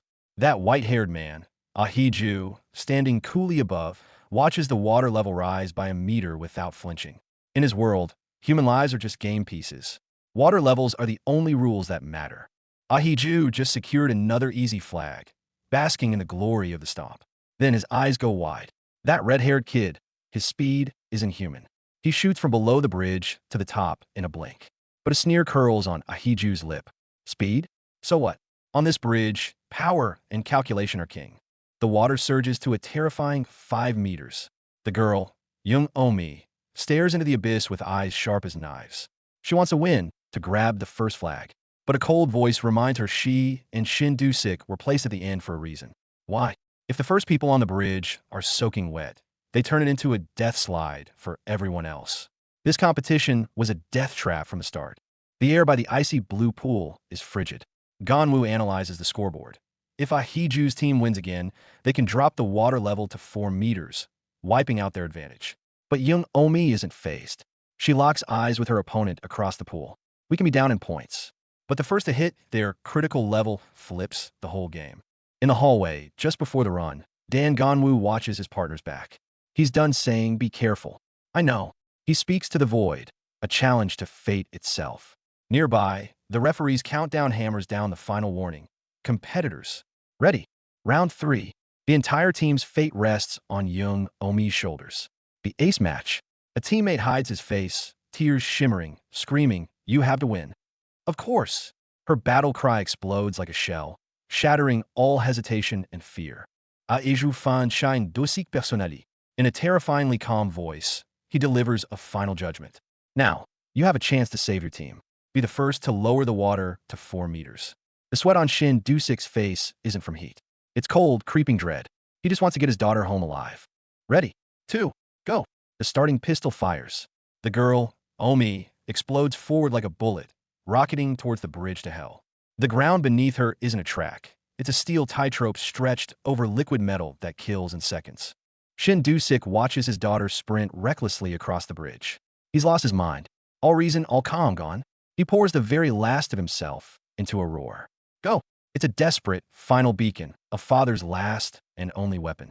Neck and neck. Daughter and father are matching pace, stride for stride. Even with a swim in freezing water, Omi's agility is on another level. They grit their teeth, pushing forward. And in her mind, she's fighting a different battle. Mom, just divorce him. What kind of life is this? Every step she takes is a step farther from that broken home. In the kitchen, a different fight. The daughter pushes her mother away from the abyss. I'm fine. You can find a good man and be happy. But the mother retreats. Don't say that. He's still your father. That weak defense only hardens the daughter's resolve. A silent vow echoes. I will win. I have to win. This competition is her declaration of independence. I'll grab the flag first. Her furious declaration shatters the comic panel. Next moment, she's neck and neck with her father on the deadly bridge. And in a faraway control room, Ahiju calmly sips coffee, watching this intense struggle like a nature documentary. To them, it's entertainment. To the competitors, it's the gallows. Shin Du-sik tears down the metal corridor, a man possessed. The demon's voice echoes. You must win, so everyone is happy. If you lose, can you throw your own daughter off that bridge? Sweat and desperation mingle as his face contorts into a grotesque grin. He screams into the void. Daughter, I'll win. Just stand still. Do you believe in daddy? This isn't a father anymore. This is a cornered animal. Get away. The scream explodes from her. With a final, raw effort, she casts out the ghost, her father's weakness, Ahiju's taunts. Fear, hesitation. She's burning all to fuel a white-hot rage. To be continued, but her fight will never, ever stop. Late-night streets. Ganwoo picks up a call, and a message hits like a gut punch about that big man with a mustache who was with you. He tries to dig deeper, but the voice in his earpiece is suddenly drowned by the brutal roar of an engine. Vroom! It's not a hallucination. A motorcycle is closing in fast from behind. Too late. Ganwoo can't even turn before a baton swings from his blind spot. Crack! Square in the jaw. The sickening crunch of bone sends stars across his vision. The attacker smirks. This is just the opening act of a precise, brutal ambush. The motorcycles, like two rabid dogs, vanish into the wet city streets. The thug on the back gleefully shouts, "This bastard's reaction time is insane. I almost missed." Left behind, Ganwoo wipes the blood from his mouth. The rage in his eyes could burn the whole block down. This debt, he's filed it away for a collector's day. Chapter 17. The smell of blood hasn't faded. A bleeding hand presses against the wet ground, an announcement of this world's true law. Power and money are always written in violence. In that clean, modern building, it's just the next fortress for Ganwoo to bring down. Behind the school, Cheol Young-ho, face beaten to a pulp, begs the upperclassman Hurricane for help. He gets a sucker punch of truth instead. You hired those goons? Hurricane sneers. Their business crashed, and now they want a scapegoat. They'll dig into you until you're finished. If it wasn't for you. Cheol Young-ho crouches on the ground, beaten. All his anger, fear, and misery curdle into self-loathing. And the instigator just dusts off his pants and walks away ice cold. In this school, betrayal is just another class on the schedule. Next move, Ganwoo stares at the student records in his hand, eyes cold. He's dug up the attackers. Broccoli Cho Jun-ho, Dandelion So Chan-woo. They're the founding core of the campus bully syndicate BK. Fights hard, reputations in the gutter. Dealing with them, normal rules don't apply. Ganwoo finds the only opening he has, Buddha, the former BK powerhouse, now the silent king of his class. What do we do? Buddha's answer is a simple, powerful word. Buddha. Translation. He'll handle it. The underground campus war is on. Ganwoo's right hand is still wrapped tight. He states his reason. I wouldn't have transferred here if it wasn't for Oh Tae-jayong. The opposition you're picking are real killers. What's your plan? Ganwoo just looks at him. No talk of revenge. Just simple truth. My right hand is broken. For now, I'm counting on you. Destroy their office. Computers, client lists, anything they use to squeeze students dry. Wipe it all. Buddha puffs his cigarette, giving a silent nod. Ganwoo's rule is simple. Betray me, and sooner or later, we settle with blood. Tonight, 7 o'clock. Final accounting. Deal. An injured mastermind, a silent enforcer. Their boss, I'll take. The division of labor is clear, the contract sealed with a look. Two men pushed out by the system, coming together for the first time to tear it down. 6:45 p.m., a makeshift office at a construction labor agency. The puppet master finally shows his face. Bald in a suit, staring down a room of trembling, indebted students. Let's be brief. His grin is chilling. I need you to capture Dan Ganwoo. Do it, and I'll wipe your interest for 3 months. Campus poker? A fun game. But to make real money, you gotta remove the piece that's breaking all the rules first. Should we just go to your parents' house and ask them for the money then? The single sentence shatters the student's last defenses. The suit watches these pathetic creatures, his mind already on the next deal. A 30 million won loan meeting at 7. After he's handled this, it's time to handle Dan Ganwoo. In his world, violence and cash are the only currencies that are valid. The ambush is already set. Location: an isolated, camera-less underground tunnel. The bald leader with a baton briefs his men on the move. If he tries to run, you just torch his house. They think they are the hunters. They don't realize on someone else's list, they are the prey, and they've been bolded and underlined. At the tunnel exit, the bald man bellows for Dan Ganwoo to come out and pay up.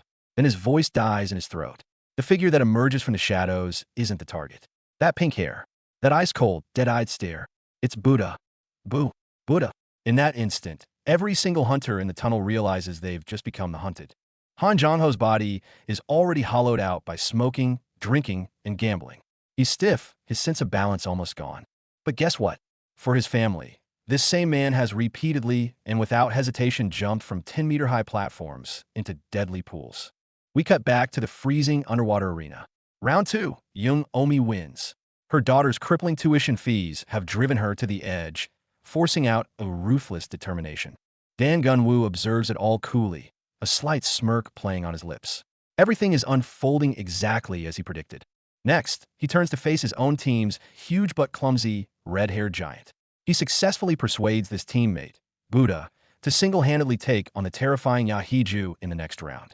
Gunwoo pats his chest, promising to take all responsibility. But he doesn't see, in the shadows of the stands, Yahiju is already on his radio, giving a fatal order: activate the hidden device. The competition escalates into a father-daughter showdown. On the bridge, Young Omi screams at her father, Han Jongho, "We didn't even go to mom's funeral because of your gambling." As father and daughter rage at each other, Yahiju's men are silently coating the entire bridge surface with a deadly layer of ice. Suddenly, Fan Zhongumubas. He unleashes a hidden burst of speed, skating across the ice. But Yahiju's trap was already set for him. Losing his balance, Han Jongho plummets from 17 meters high into a pool that's only 3 meters deep. Splash! Water explodes everywhere. His life hangs in the balance.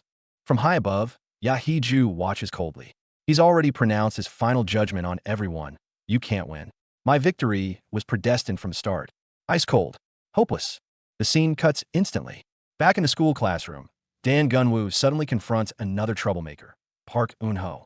Gunwoo smirks. How about we settle our score with a perfectly fair game? Park Eun-ho looks utterly disdainful, ready to refuse. Suddenly, a deafening crash. An enraged, red-haired man smashes through the window. Chaos erupts. Outside, Gunwoo learns Park Eun-ho's secret from his classmates. This guy was the founder of the Vanished with Money slime competition. Even bigger bombshell. Park Eun-ho's sister is being treated in a private hospital's VIP room, a victim of school bullying. The clues click together in Gunwoo's mind. The one targeting Park Eun-ho isn't a small fry like Jang Taehyun. Someone else is behind this. A name flashes in his mind: Jang Taehyun. In the hospital VIP room, Park Eun-ho is drowning in despair and rage. Dan Gunwoo finds him right on cue. He offers a deal. Let's make a trade. Half an hour later, in a reception room, a game called Thief Poker is about to begin. The rules are simple. Whoever draws the death card automatically loses everything. Before the game starts, Gunwoo gets a call from reporter Yunmin Woo. He whispers into the phone, "The bait is set. Let him take it." The scene flashes back to the underwater arena. Dan Gunwoo and Han Jongho are grappling midair, plummeting towards the water together. Backstage, gray-haired Jang Taehyun commands his men coldly. Adjust the trajectory. Don't let them land together in the safe zone. The water's surface is violently torn open. Dan Gunwoo manages to grab the flag, but at a brutal cost. He's bitten through his tongue, dislocated an arm, and feels like every bone is broken. The announcer declares him the winner, but he himself is on the brink of collapse. Covered in his own blood, Gunwoo growls like a wounded beast. We bet on a 1-meter water level. Next round, I'm going to kill him. But in the darkness, Yahiju has already threatened and ambushed the equally injured Young Omi. The situation slides further towards the abyss. It's crazier than an asylum. Jang Omi stands on the edge of the platform, shaking not with fear, but pure, unadulterated hatred. The wound she carries is from years ago. The father so consumed by his gambling demons that he was absent even at his wife's, her mother's, funeral from overwork. This isn't a question, it's a lifetime of rage spewing like lava at her own father, Han Jong-ho. Meanwhile, the true puppet master of this hellish game, the casino director Yahiju, is just getting started. With a cold command, he unleashes his trap. Unbeknownst to the players, a layer of ice begins to spread across the high, narrow competition bridge. To him, the players aren't human. They're just expendable pawns on his chessboard. The real tragedy unfolds. Cornered by his daughter's heart-wrenching accusations, Han Jong-ho is pushed to his absolute limit. Like a beast with nothing to lose, he explodes across the icy surface with terrifying, hidden speed, desperate for victory as twisted redemption. Does he think he can win? Too late. Sang-ju had this trap set from the very beginning. It happens in a split second. Young-ho's footing on the treacherous ice gives way unnaturally. No, the game's already over. The horrifying final act plays out in slow motion for the horrified onlookers as he plummets, a broken puppet, from a deadly 17-meter height straight down into a pool that's barely 3 meters deep. This isn't an accident. This is a murder played out for sport. Only now does Hee-ju reveal his true, monstrous face. He looks down at the pool with chilling indifference, as if discussing the weather. He finally admits the truth. Young-ho's daughter? She was actually the first target marked for elimination. Just got lucky. He lays his cards on the table. My victory was preordained from the start. This was never a game. It was a stage for psychological torment and death. The entire arena is paralyzed by the aftermath. Kanyu approaches the trembling young Omi. He's brutally honest. The reason he tried to keep her out wasn't fear of her losing, but fear this dormant bomb of a girl could betray him at a crucial moment. But witnessing her father's death has forged her in fire. Omi wipes away her tears, eyes hardening into steel. Now, she says, her voice steady, I will get revenge with you. But Kanyu's chessboard is much larger than this immediate fight. Shift to a hospital room, where he confronts Park Eun-ho, the agent he's forced into his game. Eun-ho is a ball of anger and humiliation, but Kanyu remains unervingly calm. He lays out his core philosophy. I only take on challenges I know I can absolutely 100% win. But beneath that calm is a carefully laid, explosive trap. A fateful phone call from Eun-ho's ally, Jin Young, demanding, why are you with Dan Jianyu in the hospital? That single question is the tripwire that detonates the entire ambush. The true mastermind, the one who's held Park Eun-ho and his family by the throat, Young Tae-hoon, arrives with his entourage. In a single, brutal kick, he neutralizes Eun-ho's bodyguard. The temperature in the room plummets to absolute zero. Tae-hoon glares at Eun-ho, suspicion dripping from every pore. Is this pawn about to turn traitor? At this critical breaking point, Dan Jianyu steps forward, wearing that trademark, chilling smile. He drops a verbal bomb that flips the entire script. The only reason I dragged Park Eun-ho into this game was to lure you out, young Tae-hoon. The sheer audacity of it is staggering. Taehones yuri explodes. Kanyu's been waiting for this exact reaction. He leans in, goading him perfectly, escalating the stakes to a whole new, hellish level. The wager is no longer money. It's limbs, organs, lives. This isn't a card game. This is a death pact. He's forcing the master manipulator to step out of the shadows and bet everything. Outside the eye of the storm, scattered hearts reflect the true cost of this war. Han Young-ho's wife shares painful memories with her daughter, Omi. She recalls stepping into the family and being instantly met with hatred from Young-ho's sister, Ju-ha, who saw her only as the thief who stole my last family member. The family's fracture started there. The narrative shifts between past and present. In one corner, Young-ho's sister Ju-ha ruminates with an inscrutable expression. Meanwhile, Park Eun-ho's severely injured sister finds a belated note tucked in her school bag. Just 5 simple words. I'm sorry. Thank you. Who left this? Her mother whispers a forgotten truth into her ear. In her darkest, most hopeless moment, it wasn't her own will that kept her going. It was a single, simple word of support from Han Young-ho long ago. It was him who reminded her she had to live for her family. Forgotten debts, twisted kindness, and searing hatred. In this merciless world, they're all tangled together into an inextricable web of blood and strings. The first phase of Kangyu's revenge ends with his team securing victory in the arena. But this is just the opening salvo. His true target, the heir to the chaebol empire, the cold, untouchable Oh Tae-jung, looms in the distance like a shadow dragon. Kangyu's chessboard is set, the pieces are moving. A much larger, cataclysmic storm is about to bear down on this corrupt school. We'll see you in the next chapter. Back at school, Park Eun-ho buckles under the immense pressure from both his allies and young Tae-hoon. He flashes back to the day Dan Jianyu found him, a boy clutching a knife, broken by humiliation and rage at the edge of oblivion. Jianyu offered him the devil's bargain no one could refuse, money and power, in exchange for his entire future as a pawn. Now, there's no turning back. Holding the breath of everyone watching, he shoves all his chips to the center of the table. Is this the howl of a man broken, or the rallying cry of a desperate counterattack? The undercurrents at school are churning. Dan Jianyu has long become the eye of the storm. 2 students lurk outside a classroom window, peeking in with fear in their eyes. What do they see? Whispers in hushed, terrified voices. Dan Jianyu. It looks like he really does have accomplices, The name is already becoming synonymous with larger, sinister plots in the minds of students. An invisible net is closing in from multiple sides. Bam! A furious red figure shatters the classroom's tension in the most insane way possible. A delinquent-looking guy named Buddha, with pure rage etched on his face, literally scales the school's second story to crash through a window. Who's he here for? He snarls. How dare you send me to deal with those brats?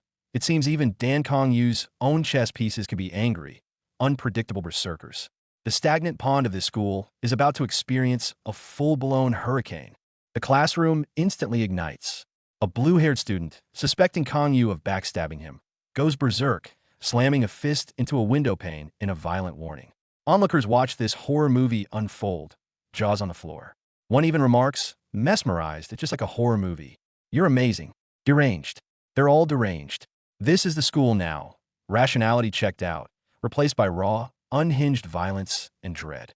The story is about to descend into its next, even crazier act. It kicks off with a chase. A red-haired man is desperately screaming stop as he chases someone down a corridor, the tension instantly palpable. Then, the scene shifts to the title card, the world of money and power, setting the stage. We cut to a seemingly calm outdoor cafe, where two men in suits are chatting. One suddenly drops his voice, testing the waters. Park Yang-ho? What's going on? The other just smiles nonchalantly. Nothing much, just curious. The atmosphere transitions from frantic chase to a subtle, probing conversation thick with unspoken implications. The focus stays at the cafe. The guy with glasses, munching on his food, casually drops a bombshell. He mentions someone with scars all over, a knife cut on his lip. The impact is immediate. The other guy, tightening his grip on his drink, looks visibly uncomfortable and stammering. Sorry, let's not talk about this. Trying to change the subject? Too late. His friend presses on. Why not? Is he part of Dan Jianyu's crew too? A hasty denial follows, making the air between them even more loaded. Lunchtime at school. Under a parasol, a group's conversation takes a dark turn. A girl with pink hair listens, her expression freezing. They're discussing a student's sister who jumped off a roof after relentless bullying. Suddenly, the mood is shattered by a voice. It's a guy from the convenience store earlier. He coldly cuts in, asking why someone is here. Then he drops his own revelation. To avenge Park Eun-ho's sister, he went and dealt with the so-called tall guy, meting out well-deserved punishment. This marks the starting gun for a tale of schoolyard vengeance. The confrontation escalates into open hostility. Someone spent 2 million won to hire a mobile company employee to track a phone number, all connected to Park Eun-gu. Hearing this, the purple-haired guy loses any pretense of civility, sneering as he asks how they found out. He guesses the employee must be part of some bigger player Rostovsky's network. Then comes the threat. Stop beating around the bush.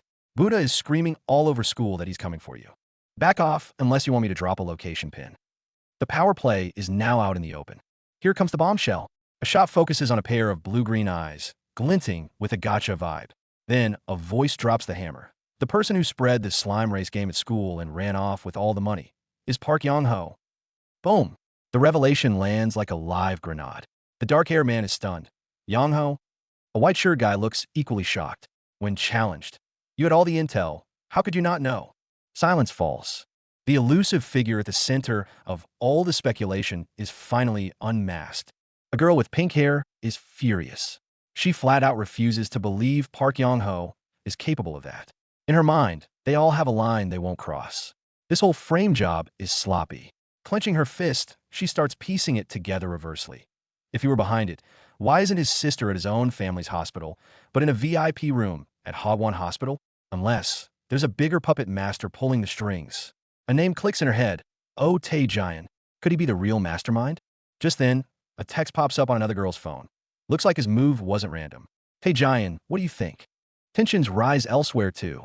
An orange-haired girl is defiant, demanding to know why she owes anyone an explanation. Just as the air gets heavy, a nervous, bespectacled boy jumps in to apologize. The girl's tone softens as she reminisces. I've known Yang-ho since elementary school. We haven't spoken since the incident, but I know who he is. The dark-haired boy adds his own memory. Back then, Park Yang-ho only cared about entrance exams, and like them, deeply despised the school's power games. Shared history is beginning to chip away at the walls between factions. The negotiation in the convenience store has shed all pretense. The purple-haired guy states plainly that Park Yong-ho suffered the most at Oh Tae-jian's hands, and they can no longer stay silent. But the other party, a smirking girl, lays down her trump card. Threat. You think you can step foot in school tomorrow after revealing the truth? It's a naked warning. Faced with this, the dark-haired male makes a shocking decision. He offers to resign as class leader, even promising to personally handle the Park Yong-ho matter and keep it silent. To get what they want, some are already trading conscience for power. The final piece of the puzzle clicks into place in a parking lot. Someone points out that Park Yong-ho must have support from inside their company. The girl lets out a huh, offering a sharper analysis. The mastermind can't possibly be Oh Tae-jian. Her logic is airtight. If it were really him, by his own methods, Yong-ho's sister would be in his family's hospital, not Hagwon Hospital. The scene cuts to a man in a black suit standing outside the hospital at dusk, who confirms this, tersely stating she's receiving VIP treatment. That night, room 103 at Hagwon Hospital becomes the eye of the storm. Late at night, inside a hospital room, Dan Jianyu is cornered. He stares in shock at the unexpected visitor, his voice trembling. "Why are you here?"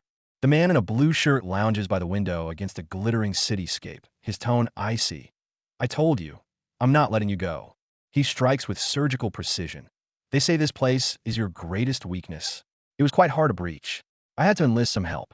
Dan Jianyu's most closely guarded secret appears to be squarely in the enemy's crosshairs. Inside the reception room, the table is set for a game. The blue-shirt man tries to ease the tension. "Don't worry, I'll pick a simple game." But Dan Jianyu isn't having it. He forces a smirk. "Okay, that way, you'll have no excuses when you lose. And no cheating." A bandaged hand slaps down a black card. Jianyu's voice drips with scorn. "Relax. The rules of this game were invented by Oh Tae-jian. It was pretty popular back in our school days. A game born from the old school's power structure is about to be replayed here, in a far more brutal format." A skull-emblazoned poker card hits the table. The game is called Thief's Poker. The name itself reeks of blood and betrayal. Just as his opponent asks for clarification, a jarring buzz cuts through the silence. Dan Jianyu's phone is ringing. The screen lights up, displaying the caller. Yang Min-woo, TV reporter. Everyone freezes. Jianyu glances at it, a cold glint in his eyes. He knows it. The bait he cast out in another arena has finally been taken. That phone call connects to a whole other game of cat and mouse. Dan Jianyu speaks calmly into the receiver. "If you hit your opponent where it hurts, you have to be ready to pay the price." His tempting bait is none other than Yang Min-woo, the reporter who first broke the corruption story on his father. Jianyu is proactively reaching out. This means his war isn't just with the school's chaebol heirs. He's expanding the battlefield to society at large, aiming to flip the entire board. Meanwhile, back in the hospital room, an enraged, dark-haired boy snarls at the silent phone, desperately urging, "Hurry up, pick up." Pressure is peaking on both fronts. Mid-fall, Dan Jianyu's mind flashes back to a brutal childhood memory. The young boy, yearning for his father's approval. "If I don't repeat my older brother's mistakes, can I become a great person like you?" His father's reply is a cold blade. "You're just a spare. If something happens to him, you take his place." This icy decree became his lifelong curse and fuel. The memory fades, and the falling Jianyu opens his eyes within a blue haze, a near-manic grin on his lips. This is how he intends to shatter his fate. Dan Jianyu clutches his opponent in a death grip, ignoring the desperate screams of "let go." He's gambling with his life, betting that the other guy is too scared to die with him. Up on the spectator platform, a gray-haired man in a suit watches coldly, a calculating smirk on his lips. They can't fall together. He's scanning for the landing point.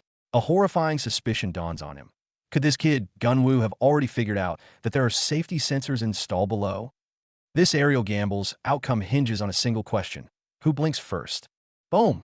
A massive geyser of water erupts. Dan Jianyu, still locked onto his opponent, plummets into the murky depths below. On the shore, a white-haired man and a dark-haired girl watch in horror, their screams echoing. "Jianyu Appa!" The perspective instantly shifts underwater. It becomes clear. Jianyu purposefully positioned his opponent beneath him to take the brunt of the impact, a brutally calculated, high-risk cushioning maneuver. The camera pulls back to reveal the full scale of the arena, a massive, high-tech indoor water complex teeming with staff and observers. At the pool's edge, a blonde girl stares in horror at the ripples spreading outward from where Jianyu vanished, her hands flying to her mouth. This is no accident.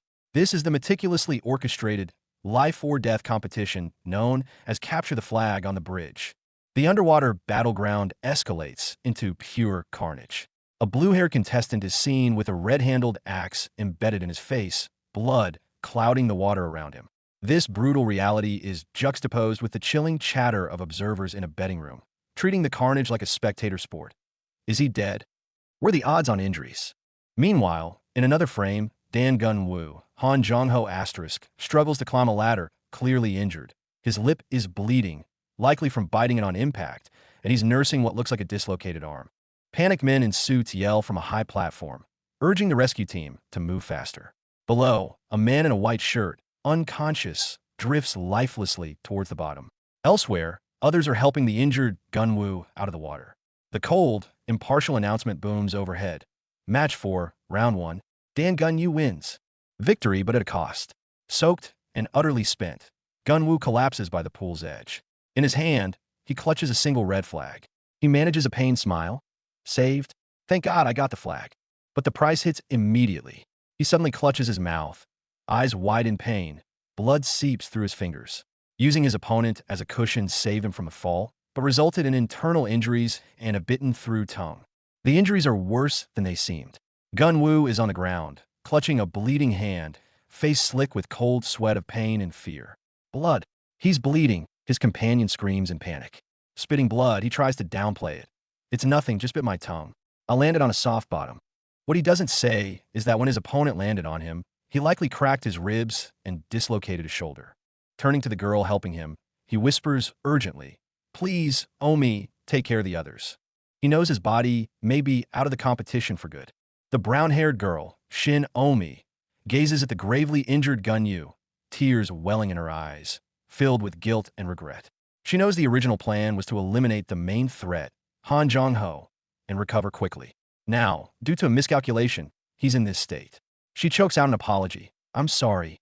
It's my fault you have to go through this." Right on cue, the merciless announcer's voice booms like a death knell. "Player, Dan Jianyu, it's your turn to make a bet. The game isn't over." He must now make another all-or-nothing wager in his broken state. Blood trickles from his lips, but Dan Jianyu's eyes have never burned brighter. He snarls at Omi beside him, and at himself. "We got this far, all for revenge. You get that, right?" He glares at the suited gods on the high platform, gambler's fire blazing within.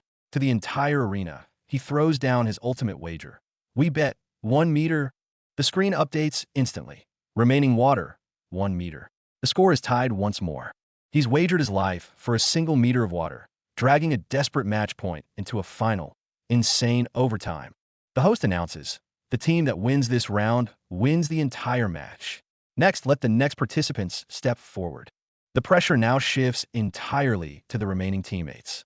The blonde girl, Shin Omi, sets her jaw with fierce determination, making a vow to her injured brother and to herself.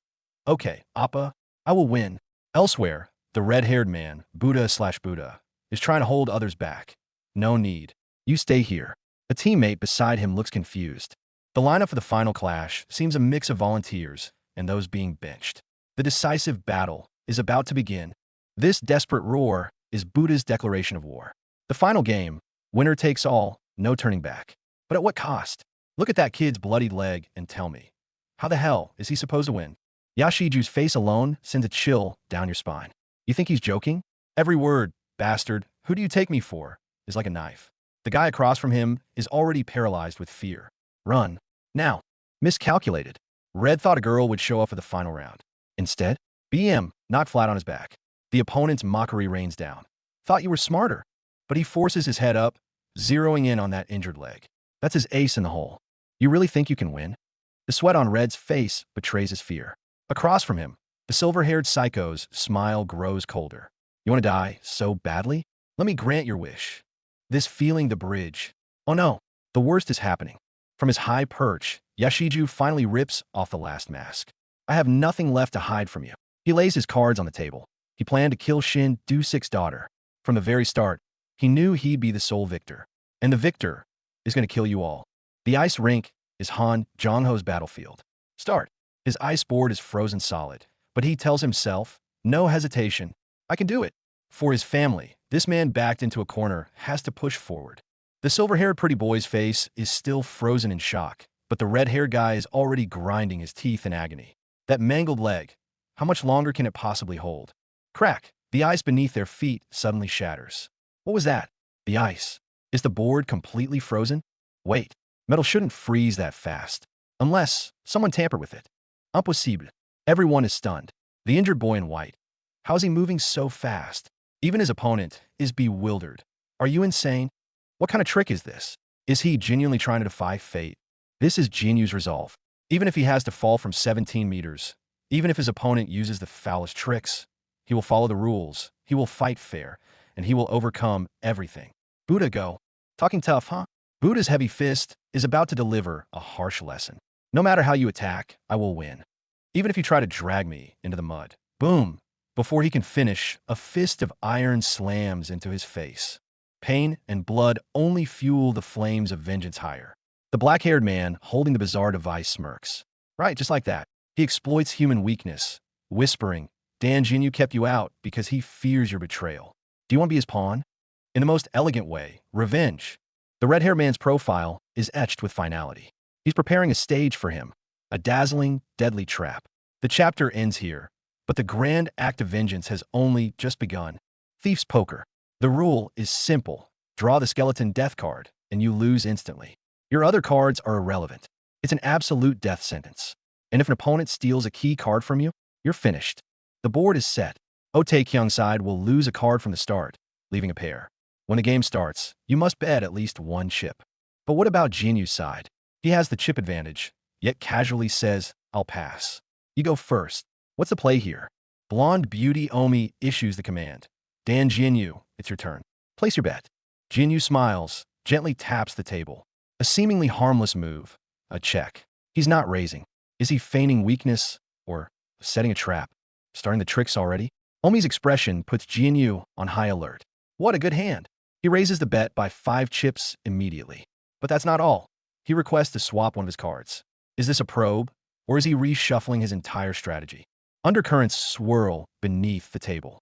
Omi agrees to the card swap, but the card Jianyu receives is the skeleton death card. Holding an automatic loss, facing a dangerous woman across the table, a cold sweat beads on Jianyu's forehead. The skeleton card is placed. Omi wears a faint smile. Jianyu stares at the 2 penguin cards and the single skeleton in his hand, falling silent. What if his opponent has 3 penguins in her deck? Then he's completely finished. Now I have a pair of 4s. The situation seems to improve. It's Park Eun-kyu's turn. He chooses to call, betting 5 chips, but no raise. Jianyu watches his move, his mind already racing through calculations. Jianyu launches his counterattack. I raise by 1 chip. He's seizing the initiative. Cards are played. The pressure now lands squarely on Park Eun-kyu. His brow is furrowed, sweat glistening. This is a tricky hand. Death has arrived. Round 1. Jianyu draws the death card and loses. Omi sits alone at the table. So, the death card ended up with Dan Jianyu. The true essence of thief's poker is to disrupt the opponent's entire hand by betting. Reversal. Jianyu, holding the death card, bluffed brilliantly, pretending to have a great hand. He tricked Park Eun-kyu into swapping cards and successfully dumped that damn death card. Now, Park Eun-kyu has to pay double the stakes, a whopping 12 chips. The battle reaches fever pitch. Park Eun-kyu has 73 chips left. Jianyu is scrutinizing his cards, his opponent looking grim. Everyone is calculating, the air at the table thick enough to cut. Round 2 begin. Dan Jianyu, you bet first. Jianyu's eyes sharpen. Raise. 15 chips. His massive chip stack is his weapon. Across from him, Park Eun-kyu just stares, silent as a statue. Jianyu calculates a brutal equation. No matter my hand, for Park Eun-kyu to call, it would cost him 15 of his 47 chips. And if he wants to swap a card, the price is a third of his entire stack. Savage. And then the camera cuts to Omi's cold, calculating green eyes. What exactly does she have? Jianyu's on a hot streak. 3 threes, a wild card, a powerful combo. Going well so far. Keep it up, he thinks. Then his phone vibrates. A call from Yun Min Woo, the national TV reporter. Will this single call shatter his carefully woven plan? At the table, Jianyu's declaration of vengeance strips all pretense bare. Now, I won't let you do as you please. I'll use everything I have to destroy you. He stares the other man down. I hate people like you. Overbearing bastards who've never tasted the bitterness of defeat. Jinyu's mouth curls into a cold smile as he revisits the past. From the moment you transferred and challenged Moon Junmin, you thought, I'm good at punch. I won't lose if I can just expose their cheating, right? He unveils his core survival rule. I only play when I'm certain to win. Unless I can guarantee victory, I won't take the challenge. Faced with his opponent's questioning, Jinyu delivers a single, devastating reply. Because, until now, I've always won. The arrogance in that calm statement chokes the room. Even holding the death card, his masterful acting forced the swap. Betting 15 chips? That was just the perfectly executed strategy to rub their faces in it. At the poker table, one speaks with unwavering certainty, claiming he can never lose. But he could never understand. For others, simply existing feels like walking on a burning knife's edge, having been ground into dust, trampled underfoot, already having walked through their own personal hell. Screams echo in the corridor as someone collapses in a pool of blood. Cut to the table, where a gloved hand elegantly pushes a towering stack of chips. Now, he's going to show you the future of losing everything. The poker match reaches its boiling point. One side goes all in, pushing every last chip. His opponent merely lowers his head with a chilling smirk, savoring the prey's final resistance. Just wait. You're about to deeply regret every word you just uttered. Round 3 of the 4th game. Now, just as the announcer gives the signal, a woman's high-pitched scream pierces the arena. Wait! The carefully laid plan hits a sudden, unexpected snag. Jianyu begs to call off the match. Omi is completely spent, pushed far beyond her limits. But Omi herself screams like a maniac, insisting she's fine and urging Hyun to proceed. The mounting pressure on Jianyu pushes him to the very edge of a breakdown. The referee declares coldly, unless a player verbally forfeits, the game goes on. On his command, round 3, restart. Go. Accelerate straight into a deadly trap. Jianyu grabs Omi, shouting he's had enough. Enough of her reckless obsession with a twisted sense of justice. You're trying to get her to forgive that scumbag father? Don't put on this cheap redemption act now. What do you think you're even doing all this for? The conflict explodes into a physical fight. Do you think your so-called truth is worth 10 billion? All I wanted was for you to shut up and play along. Then why do you keep getting in my damn way? A fist connects with a face, smashing truth, profit, and betrayal into a tangled, bloody mess. Staring at the small pink flag, a woman completely shatters. What is this? Logically, I should be happy for another chance, but if I lose, my life is over. But she's my own daughter. These cold-blooded bastards, this isn't a game. This is hell. Revenge? Don't talk to me about revenge right now. We're 20 meters in the air, about to walk a narrow bridge with no railing. One wrong step, and we're done. 30 billion? What good is 30 billion in a coffin? Thud. A brutal impact to the head, blood splatters. Would it be better to beg Dan Jianyu for mercy right now than to die a meaningless death like this? From afar, a cold, unblinking gaze watches it all. All trades are final. Survival is your own responsibility. Steady. I can make it across. It's not that slippery. Her father's frantic call echoes from the other side, laced with fear. Daughter. She's walking a wet, slick metal tightrope, one misstep from a fatal fall. No, the ice hasn't frozen over. She has to walk carefully on the metal bridge, but her foot slips suddenly. HHH. Omi's mind screams in terror, but a fierce light ignites in her eyes. I can do it. I can do it. Hey, daughter, what are you doing? From the other side, her father watches in horror as she steps onto the frozen bridge. It's all ice down there. Have you lost your mind? From the high platform, the father finally explodes. Do you really want me to lose that badly? With his back turned, Jianyu's voice cuts through the cold air. I don't know if Omi will forgive you. But what's so wrong about forgiveness? The atmosphere instantly freezes solid. What is all this even for? Climbing a 20-meter height with no safety gear. Summoning the courage to walk across this frozen bridge where one slip means death. All just to meet the enemy who tormented you your entire life? Omi spreads her arms wide. Is it really just to prove a point that she'd risk her own life like this? Do you think that was an easy decision for her? Jianyu looks down at him, eyes sharp as blades. You told me to participate quietly and for free. Weren't you the one who planned this entire thing from the start? Revenge without a fuss? Jianyu wipes the blood from his mouth, a terrifying smirk spreading across his face. What did you just say? Fear begins to solidify into cold sweat on his opponent's forehead. A silent, deadly siege is closing in. The father panics. Daughter, wait, don't take that flag. Listen to me. Don't touch it. The daughter just looks back with sorrowful eyes. Pathetic.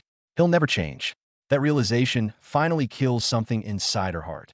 Jianyu advances, clutching a bloodied red flag, each step a threat. Let all out. This madness, this pain, for your father.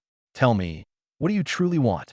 Yet the person curled on the ground thinks hopelessly, even if I told the truth. What would it change? Not everyone can live with such clear-cut resolve like you. I just can't. Facing her father, the daughter finally unleashes a lifetime of pent-up agony. I've suffered because of you since the day I was born. Why did you have to marry Mom? Why didn't you even come to her funeral? Do you have any idea what we went through all these years? A middle-aged woman gazes into the distance. I know. Even if I tell him the truth now, nothing will ever go back to how it was. The tears finally break free, streaming down her face. Get, you idiot. A photograph is thrust under John Dusik's nose. It shows his wife walking into a motel with another man. Your dear wife is having an affair with her boss.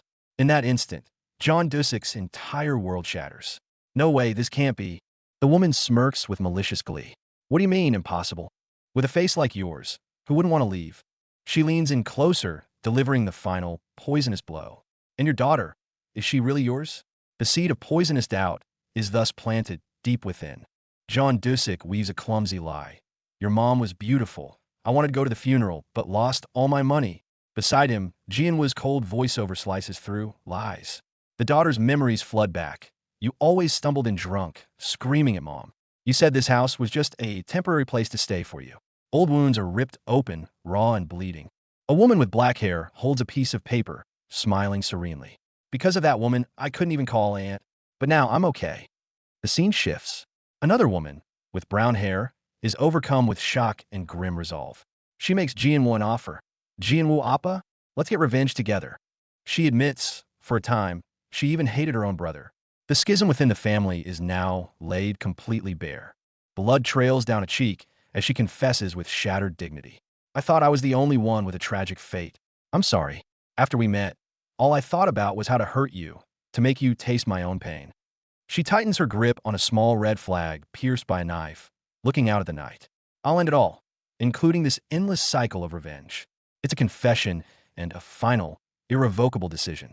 1 year earlier, on a street corner, a group of boys plans to visit a stall that doesn't check IDs. Late into the night, one of them weeps in the darkness, whispering to the air, Dad, Mom, I'm sorry. I have no other choice. At this moment, lubricated by tears of agony, the gears of fate begin to grind, spinning wildly into motion. The night swallows a man consumed by vengeance.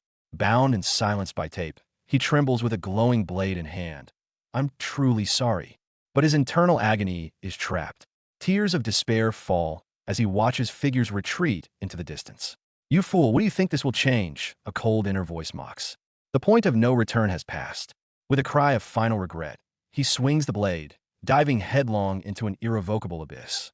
Think this is just a random street mugging? Think again.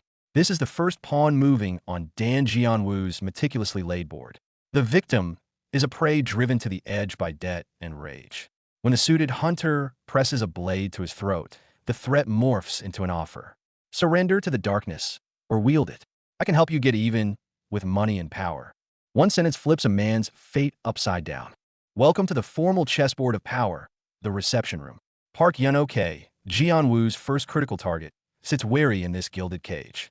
And Jianyu, he's the master magician, confidently raising the curtain on his act. That suspicion in Yun-ok's eyes? Perfect. Suspicion is the first key to opening a man's heart. A high-stakes gamble on trust is about to begin. The cards are dealt. Thief's Poker, round 5. It's not a card game. It's a psychological war zone. Park Yun-ok slams his ace on the table. Video evidence that could ruin Jianyu. If you lose, your little beating session with that lone shark goes straight to a reporter. He taunts, testing for fear. Jianyu just watches the phone glow, calm as ever. Afraid? No, because the real hunter always prepares a trap behind the trap. Information is currency. It's power. What did Jianyu do to get that evidence? Just gave a guard 3 million won to look the other way, he explains casually. This is Dan Jianyu's way. He has no qualms about paving his path with money because in this world, the rules are for sale. Was it worth it? One look at the guy being boxed in the hallway is all the answer you need. The gloves are off. Jianyu sheds all pretense, pointing an accusatory finger across the table. Park Yun-ok, listen up. I've prepared meticulously to crush you with money. For this next hour, You'd better be dead serious. His voice cuts like ice. Or you'll spend the rest of your life regretting this moment. This isn't a warning, it's a verdict. The game is on. Jianyu raises the first bet, pushing up the pot by 5 chips with a bold move. What's his play? His hand is weak, but his presence is overwhelming. Park Yenoke stares at his measly pair, then at Jianyu's unervingly calm gaze, and hesitates. Call or fold? The pressure is immense. He calls, and that's exactly what Jianyu wanted, to muddy the waters and obscure his true strength. Raising again, Jianyu impassively pushes another 25 chips into the center. The air in the reception room turns to ice. What is he doing? Is he insane? Even Chai Yuri, watching from the sidelines, is stunned. Park Yenoke takes a deep breath, studies Jianyu's unreadable eyes, and finally cracks a smile. Okay, call. Probably thinking this kid's bluffing. I'll wait for him to crack. Even the cautious Dan Jianyu keeps betting at a time like this. Jiazu wunda bopfa. Time to show the cards. Park Yenoke reveals a pair of 5s. Dan Jianyu reveals 4 of a kind 4s. Checkmate. Yenoke's smirk freezes. Everyone thought Jianyu was relying on reckless luck. No one realized his recklessness was the perfect cover for precise mathematical and psychological warfare. First big fish hooked. Winner of the round, Dan Jianyu. Park Yenoke's face is sour. After 5 rounds, he thinks he's figured it out. I finally understand what kind of man you are, he starts, giving his expert analysis. On the surface, a pro. In reality, not at all. Who bets 30 chips with just a pair? You don't understand bluffing. You're just charging ahead recklessly. He grows more confident, believing he's seen through the facade. Little does he know, this reckless brute image is the perfect disguise Jianyu crafted just for him. The call is for Park Yenoke. Chai Yuri's voice is frigid. Security, just informed me you and Dan Jianyu went to our family hospital's VIP ward. Explain. Boom. The second explosive point in Jianyu's plan detonates, right on schedule. Yenoke is caught off guard, his mind reeling. He looks from Chai Yuri to Jianyu, panic rising. And Jianyu, he sits perfectly calm, a spectator to the storm he just unleashed from within. Why'd you go there? Chai Yuri's interrogation cuts deep. I have a question too, she pivots, her voice dropping lower. Why is Park Yenoke's little sister in our family hospital's VIP ward? The one who called her, it couldn't be. Park Yenoke's face drains of all color. His biggest secret, the truth behind his sister's grave injuries, the chain that binds him to Young Tae-hoon. It's all being dragged into the light by an invisible hand. Jianyu has struck a blow on his most vulnerable, undefended spot. Chaos. Utter chaos. Park Yenoke's composure shatters, yelling at Chai Yuri in a panic. Across from him, Jianyu smirks inwardly. This is exactly what he was waiting for. He pretends to placate, but fans the flames instead. Chaos is a ladder. And Chai Yuri, the mediator, starts reeling it in. Your bet. I will determine it. What does that mean? It means the game's rules have just changed. It's no longer a duel between two, but a situation requiring a third-party arbiter. And the arbiter is leaning towards Jianyu. The situation escalates rapidly. Chai Yuri lays it all out. Park Yenoke and Dan Jianyu are playing games in her hospital's VIP reception room. If you want to know what's happening, come see for yourself. Who is she talking to? The scene cuts to outside the hospital at night. A sleek black sedan glides into the underground garage. A narrator's voice chimes in. Within Oh Tae-kyung's inner circle, there's a hierarchy of power, and the man with the second most influence after him is here. The real predator is about to enter the arena. The sound of leather shoes echoes on the floor. A man with black gloves and an imposing aura enters, flanked by 2 subordinates. Young Tae-hoon, heir to a chaebol, core member of Oh Tae-kyung's 7, and the true master pulling Park Yenoke strings. His eyes sweep over Dan Jianyu and Yenoke, a frown forming. What is he doing here? His tone drips with displeasure and scrutiny. A punk's poker game? No. Jianyu knows the big fish he's been waiting for has finally taken a bait. His real target was never Park Yenoke. Young Tae-hoon's gaze cuts through the room like a scalpel. Why is Dan Jianyu here playing with you? He demands of Park Yenoke. Yenoke forces a smile, trying to sound casual. Don't worry, Tae-hoon. I'll handle it soon. Tae-hoon replies coolly. Don't trouble yourself over such a trivial matter. Trivial? Hardly. A storm is brewing inside him.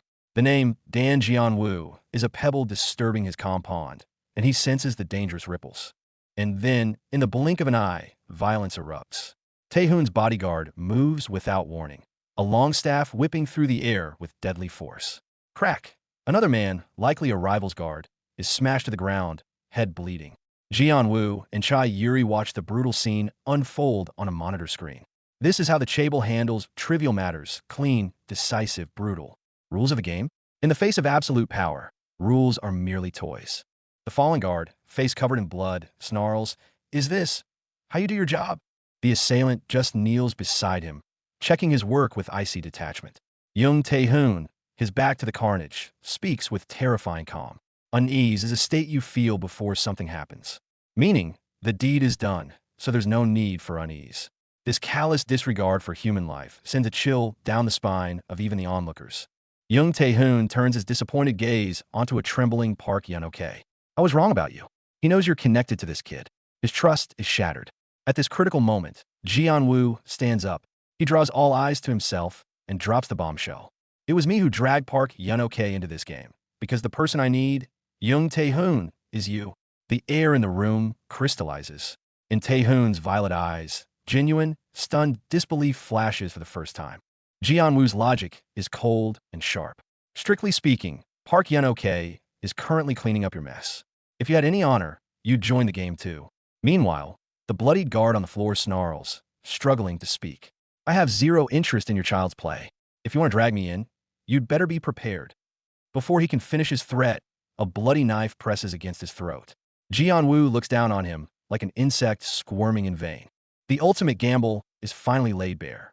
Young Tae-hoon leans in, his eyes locked on Jianyu's. "Money doesn't interest me. What are you prepared to wager? Your hands? Your legs? Your eyes? A kidney? Or your very life?" This is the apex predator's final test for the interloper. And Jianyu, the transfer student of mere days, blood still fresh on his face, meets that gaze with a resolve of tempered steel. "I," he declares, his voice cutting through the tension, "am ready." But the storm arrives even faster than imagined. In the dead of night, an ER is plunged into chaos. A critical patient with 3 gunshot wounds to the abdomen is rushed in. The surgery light flares red. The people who brought her in, her daughter, and a few students who fled the scene as if escaping something. The brutal aftermath of the bloody bridge flag capture has already reached the operating table. Dan Jianyu's grand plan advances relentlessly, leaving a bloody trail in its wake. Outside the hospital parking lot, the adults who brought the wounded flee like startled birds, vanishing on motorcycles. Another student who came with him slips calmly into a taxi and drives away.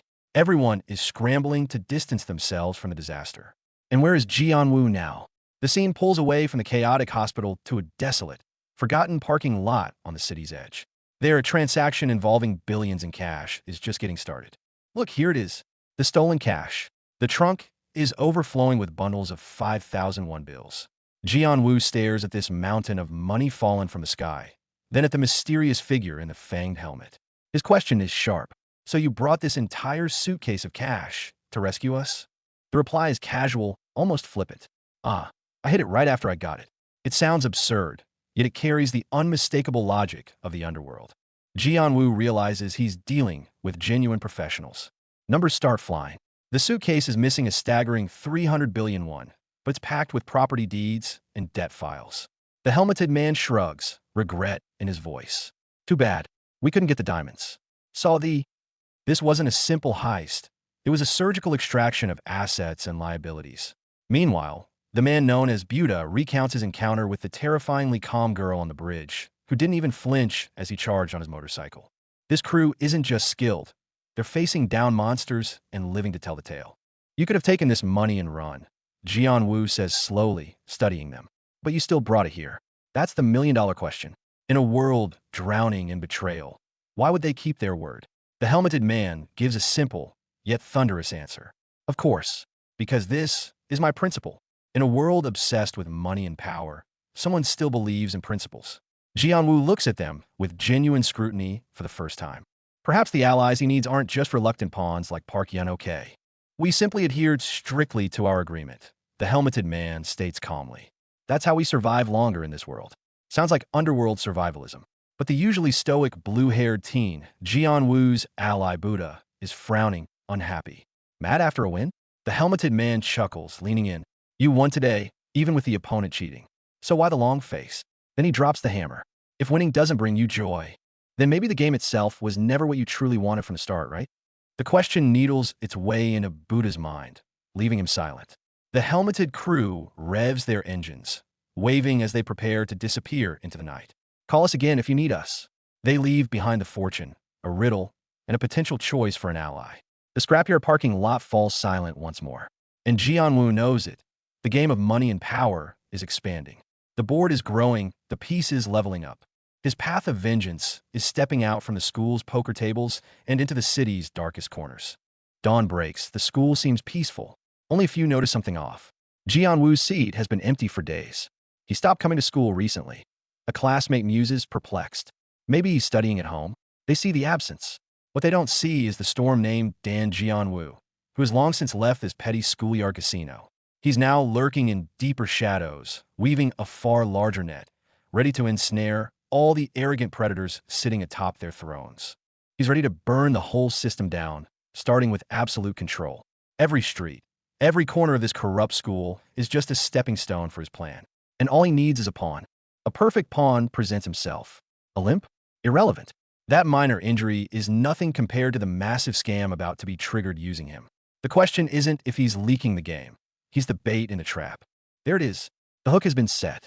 The furious voice on the phone screams at the red-haired pawn, demanding to know what great thing he's done. That confusion?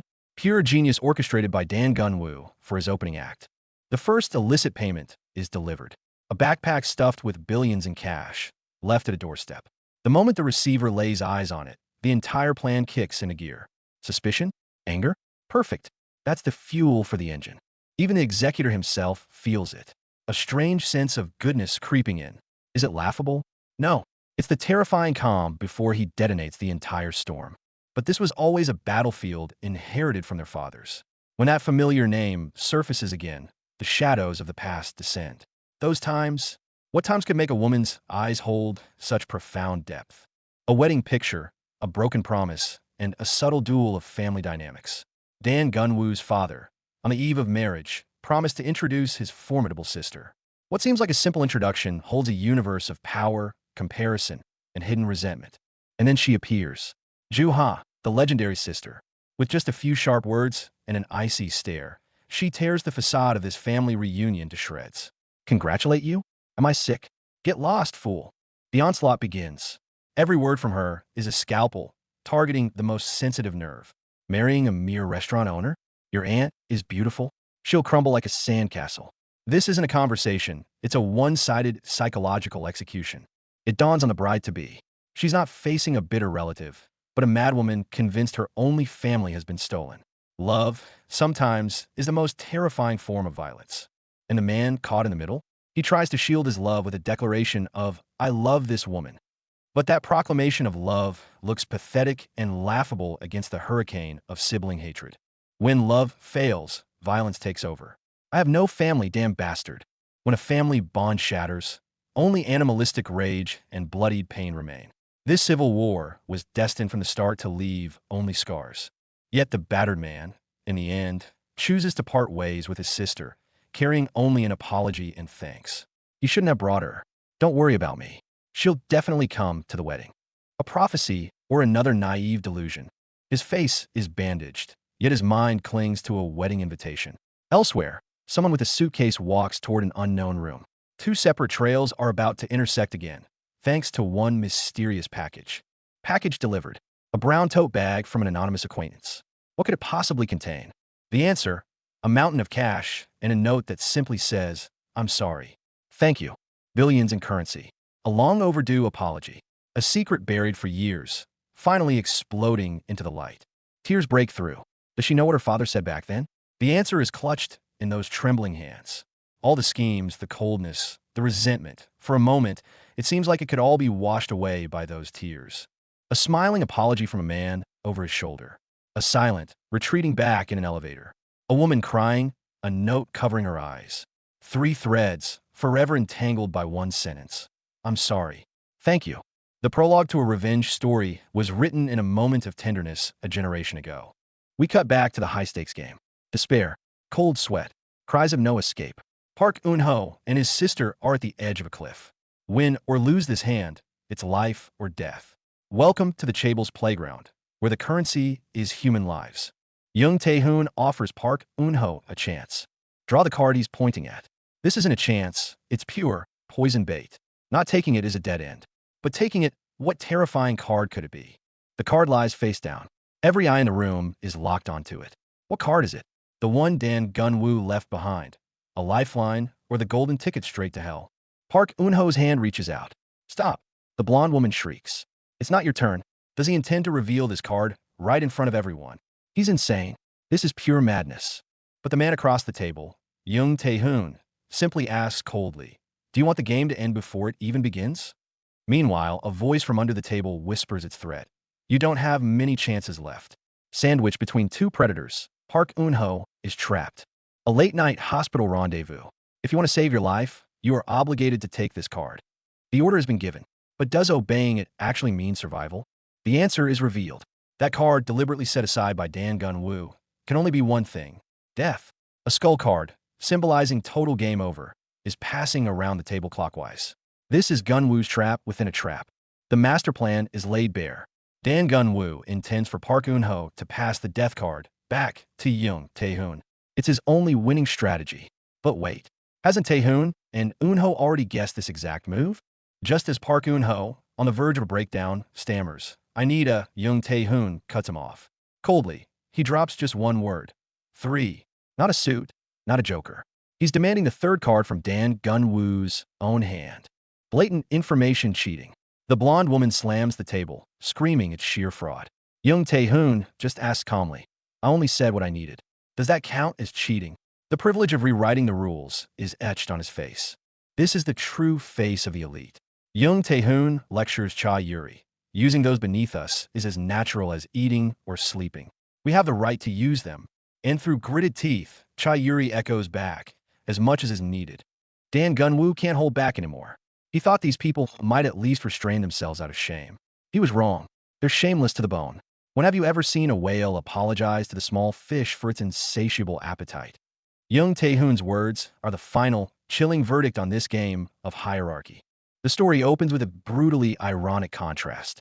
On one side, ordinary students and workers are suffocated by the relentless grind of rules. This is what the chaebol calls success.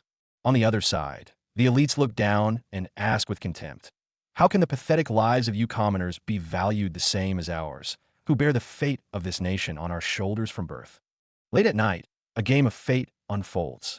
Park Eun-ho has already staked everything for his sister lying in a hospital. Dan Jianyu gave him a card he claimed could save a life. But in his desperation, Eun-ho only wants to get the life-saving money faster by any means necessary. At the game table, Oh Tae-kyung's right-hand man, Jong Tae-hoon, controls everything with cold precision. Park Eun-ho rages in protest, swearing he'll never betray Tae-kyung even if treated like livestock. The other side just smirks. To them, Eun-ho is merely a pawn about to be squeezed of his last drop of value. The air thickens with despair. The pressure shifts to Dan Jianyu. The blonde dealer's question is like a knife to the throat. Is that blue card on the table Park Eun-ho's only hope, or just another, deeper trap? Jianyu remains calm. He knows the real battle isn't on the cards, but in the minds of the players.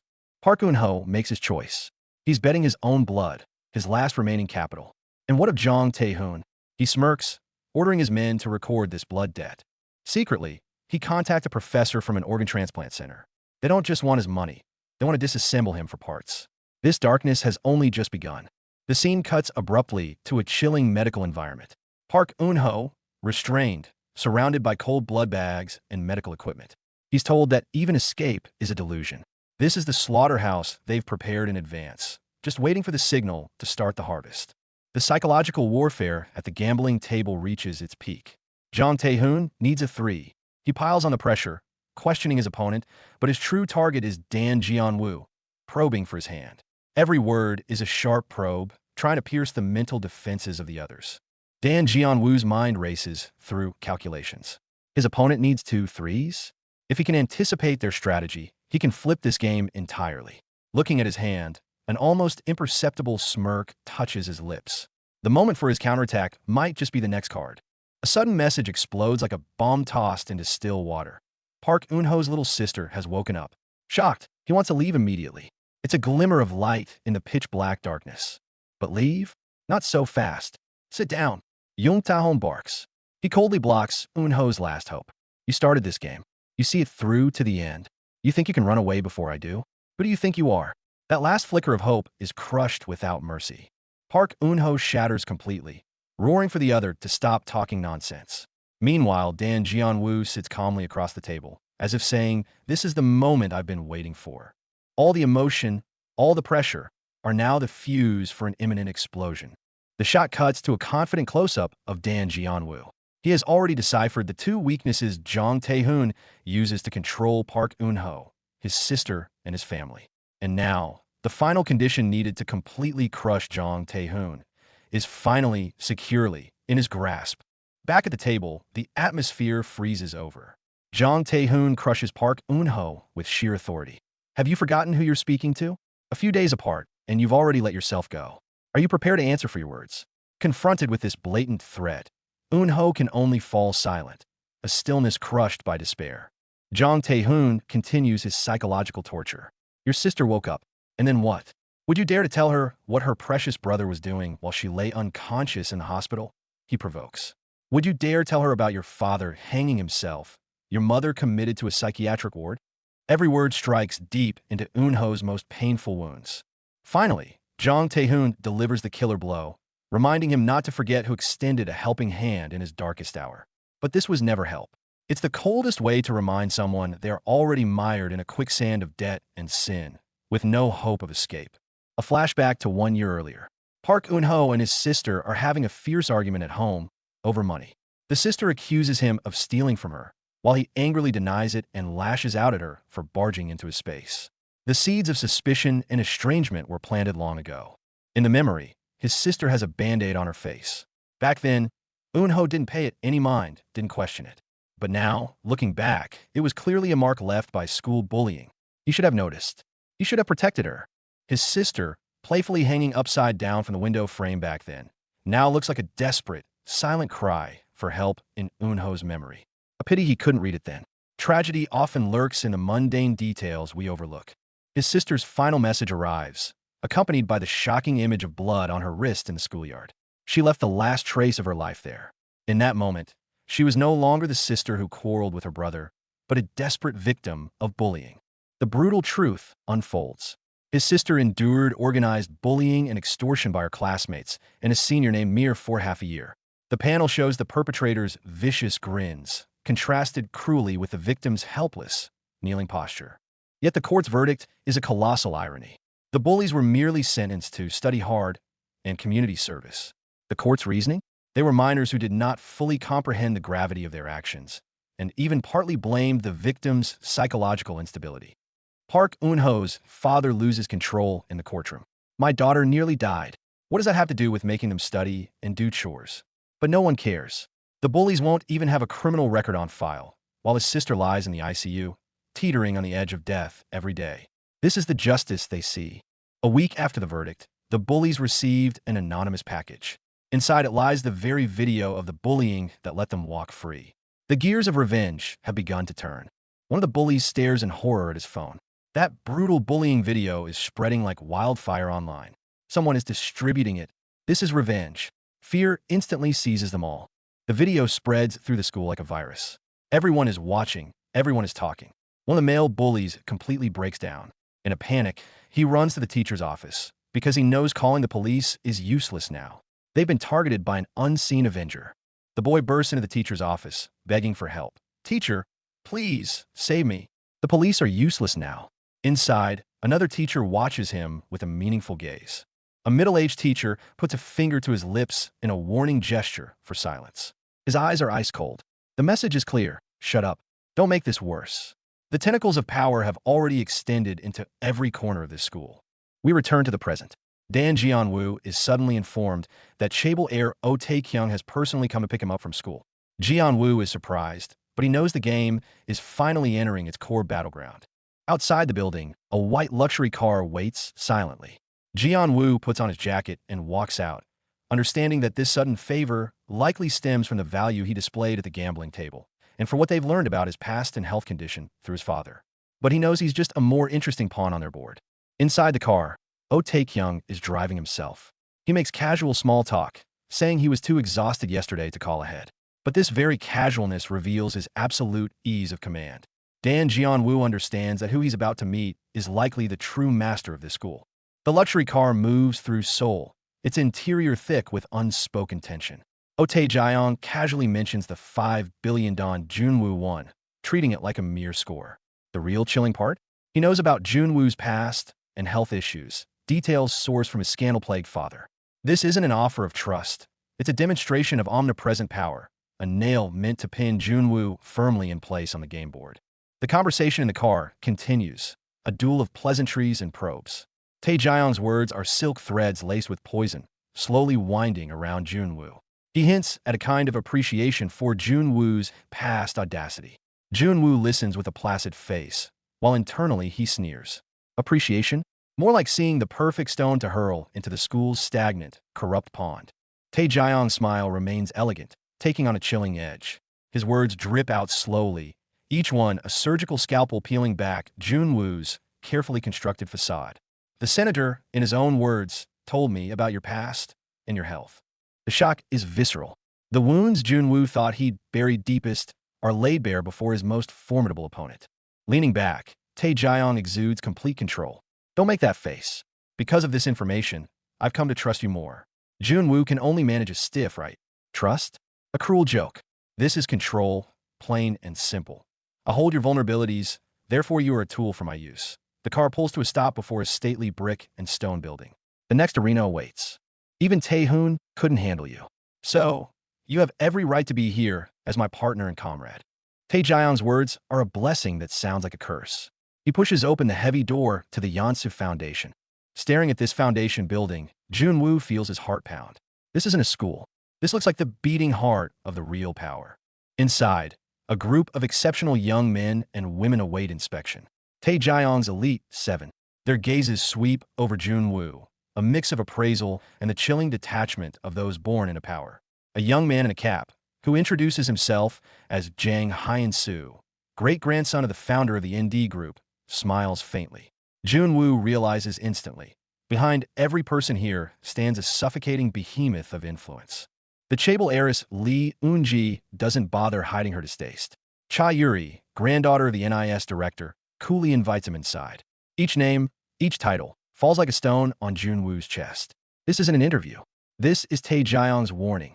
Asterisk look. This is the world you want to challenge. A leviathan built on pure, bloodline power. Asterisk. Another companion, Junwoo, brought along stairs of the foundation building, voice trembling. That is the legendary Yansu Foundation. Fear is the truest common language here. Tae-jiang, pleased with the impact, turns. His flat tone lands like a hammer blow. Now, let's go meet the real principal of this school. So, the top of the school hierarchy was never actually at the school. At the end of the ornate corridor is a heavy door with a golden grill. Behind it lies the principal who supposedly decides the school's fate. Junwoo takes a deep breath. Crossing this threshold means diving headfirst into the bloody, gilded storm of money and power. Retreat? That option vanished the moment these eyes first fell upon him. Cut back. Late at night, Junwoo walks alone down a quiet street, mechanically chewing on bread. The evening's events feel like a bizarre dream, yet also a cold chain around his neck. Forgiveness?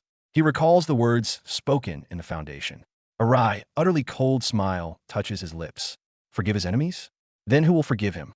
Junwoo's brooding shatters. His phone vibrates urgently. It's Park Eun-ho. The voice on the other end, his secret, long-suffering ally, is choked with panic. No time. Tae-jiang, he planned it all. I'm blown. I have to give you this chip, the classroom. The call cuts out with a harsh beep. Junwoo's heart slams against his ribs. Something's gone wrong. Junwoo breaks into a sprint towards the school. The icy night wind is nothing against the burning anxiety in his veins. Meanwhile, in a deserted classroom elsewhere in the school, the blue-haired student, the one with the hidden link to Junwoo, faces a closing shadow. A voice, cold and mocking, asks, "Do you really believe anyone will take responsibility for you?" The hunt, a one-sided massacre, has already begun. Junwoo runs while trying to confirm the details. "I'll wait in the classroom. I have the key." Park Eun-ho's voice on the phone is a frantic blur. What Junwoo doesn't know is that Eun-ho is hiding in the frigid classroom right now, clutching the fatal data chip, listening to the footsteps of death outside the door. Can he last until Junwoo arrives? Or will Junwoo find a corpse? The phone rings again. Junwoo answers, only to hear Eunho's desperate, "Can you hear me?" Then, a heavy thud, the sharp sound of shattering. The call goes dead. Eunwoo is pupils contact. The phone screen's glow illuminates his face, drained of all color. It's over. The worst-case scenario is unfolding right now. Back in that dark classroom, Park Eun-ho's phone slips from his fingers and clatters to the floor. He stares in horror at the assailant who kicked the door open, a baseball bat in hand. He doesn't even have time to ask, "Who are you?" The shadow of death descends. The attacker grins, baring white teeth. Enjoy life? No. Game over. Crack. The first blow lands. Eun-ho doesn't even see it coming. Agony explodes in his skull, his vision swimming red. The attacker laughs like a madman, his movements chaotic but lethally precise. What? Can't breathe. He yanks Eun-ho up by the hair and slams his head into the wall. The window pane groans in protest. This isn't a fight. It's an execution.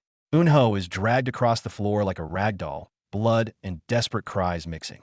The attacker savors his terror, each blow fueled by deep-seated hatred. Did you trust that guy, Dan Jianyu? That final question is the ice pick to Eun-ho's heart. Was he betrayed? Was Junwoo in on this all along? The attacker sneers, driving a knee into Eun-ho's stomach, folding him in pain. Look at this fool. Ha! Jealous? Should I give you a turn? The extreme violence and mockery crush Eun-ho's last shred of consciousness. He collapses, unable to move a finger. The window, it's right there. Like picking up trash, the attacker drags the barely conscious Eun-ho to the window. When you get to Korea, I'll take you to my school. We can have real fun. This nightmarish invitation is the last thing Park Eun-ho hears. Then, an irresistible, brutal force hurls him through the glass. Crash! The sound of shattering glass tears through the night. Park Eun-ho, the crucial 5 of spades in Junwoo's gambit, plummets from the high school window. He hits the cold concrete like a discarded leaf, a grotesque splash of crimson marking the spot. The chip he died trying to deliver, along with his final hopes, shatter in the spreading pool of blood. From the window above, the attacker stares down at the twisted body with chilling indifference, as if merely discarding a broken tool. He makes a casual phone call. All right, got it. Contact me, or don't. Your call by. Ruthless, efficient, devoid of humanity. This is Oh Tae-jion's method for handling impurities. Meanwhile, a raging fire erupts, consuming Eun-ho's distant home. He walks downstairs, his boot crushing one of Eun-ho's mangled feet from a fall. A final confirmation. Oh, I see. You have no legs. The mockery in his tone is colder than the winter wind. Total annihilation.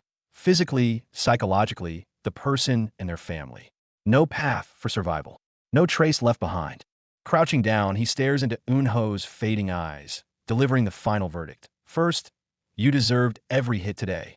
I just hate having my fun interrupted. Second, I'm sick, because that bastard Dan Junwoo once touched you. The root of it all points back to Junwoo. The ultimate crime? Merely being associated with him. Cut to a different scene. Park Eun-ho's home is already a raging inferno. Firefighters spray futile streams of water. In the hellish glow, Eun-ho's father's face is a mask of despair and rage. My house, he screams, a sound ripped from his soul. Tae-jion's warning becomes reality. Resist, and I'll leave you with nothing. Finally, the attacker faces the camera, his face smeared with blood, wearing a look of deranged satisfaction. His grin is wide, his eyes mad with absolute destruction. I will kill them all. This isn't a threat. It's a declaration. The bloody purge targeting Dan Junwoo and everyone connected to him has just officially begun. Time rewinds. Location: the opulent interior of the Yeonsu Foundation. Park Eun-ho slowly raises his card, a 5. Across from him, Dan Junwoo and Jong Tae-hoon's fates are tied to this little piece of paper. Internally, Eun-ho feels nothing but ice. He knows, no matter the outcome of this game, his patron Jong Tae-hoon will discard him like a used pawn. Because he knows this man too well. Over a year of collaboration has shown him Jong Tae-hoon's core ruthlessness. He even recalls how Junwoo once used Zagwon Group's influence to brutally avenge the bullies who tormented his sister, forcing their parents to kneel and beg. But that revenge brought only a hollow void. He still can change nothing. Jong Tae-hoon gave him comprehensive assistance, and he obeyed like a dog. Only now, holding this fateful card, does Eun-ho realize he's never had the power to choose anything. But then Junwoo's voice cuts through the tension, sharp as a lightning bolt splitting the darkness. Now, it's my turn to decide. The game enters its most intense psychological duel. Taehoon stares at Eunho, subtly indicating he needs a 3, trying to force his pawn's hand. Beside them, Dan Jianyu's lips curve in a barely there smile. He remembers how Taehoon once trampled over him. Hatred is the best fuel. Jianyu reveals a pair of 5s. The pressure shifts instantly. Jianyu watches the teetering Eunho. His voice is a devil's whisper, calculated and precise. Initially, I just wanted to walk away with my winnings. If you hadn't made me remember that moment you crushed my face under your boot. The words detonate Eunho's buried hatred for Taehoon, then the fake olive branch. If it weren't for that, I could have helped you take down Dan Jianyu. A masterful stroke of psychological warfare played out over a card table. The air at the poker table crackles with tension. Taehoon glares at Dan like a predator, but Dan calmly reveals a pair of 5s, as if to say, "Your confidence is nothing but my carefully laid trap." Every breath is held. Time itself seems to freeze. But the real kill shot is always hidden. Dan's fingers move with ghostly speed beneath the table, an undetectable card swap already deciding the outcome. The card he plays seems insignificant, yet it's a sharp wedge piercing his opponent's arrogance. Every move is a trap laid for Park Eunho. Pressure crashes over Park Eunho like a tsunami. He grits his teeth, sweat pouring, as hatred and fear tear him apart. "Die, Taehoon!" He screams silently, but one icy glare from the man across the table freezes his blood and sends shivers down his spine. Taehoon is unperturbed, tossing down a card symbolizing death. This isn't a game. It's a stark trial. He doesn't want chips. He wants the other soul to submit. This is a fork in the road. You must answer for your actions. I'm lenient with you because you've always listened. Power always flaunts itself with elegant cruelty. Dan's mind races at full speed, rapidly analyzing. A terrifying thought flashes. Could it be he's already figured out my entire plan? Cold sweat soaks through his shirt. Beside him, Park Eunho is in complete disarray, face pale as death. No, that's impossible. He realizes in horror that he might just be a pawn about to be discarded. Then, Dan suddenly turns to Park Eunho, an innocent smile on his face. "I just want to help you." He offers a card, his tone so sincere it's chilling. This isn't help. It's dropping a fatal spark into a powder keg ready to explode. Taehoon rewrites the rules with ease. "I accept your card, but I won't touch it. When it's time to show hands, we'll reveal them together."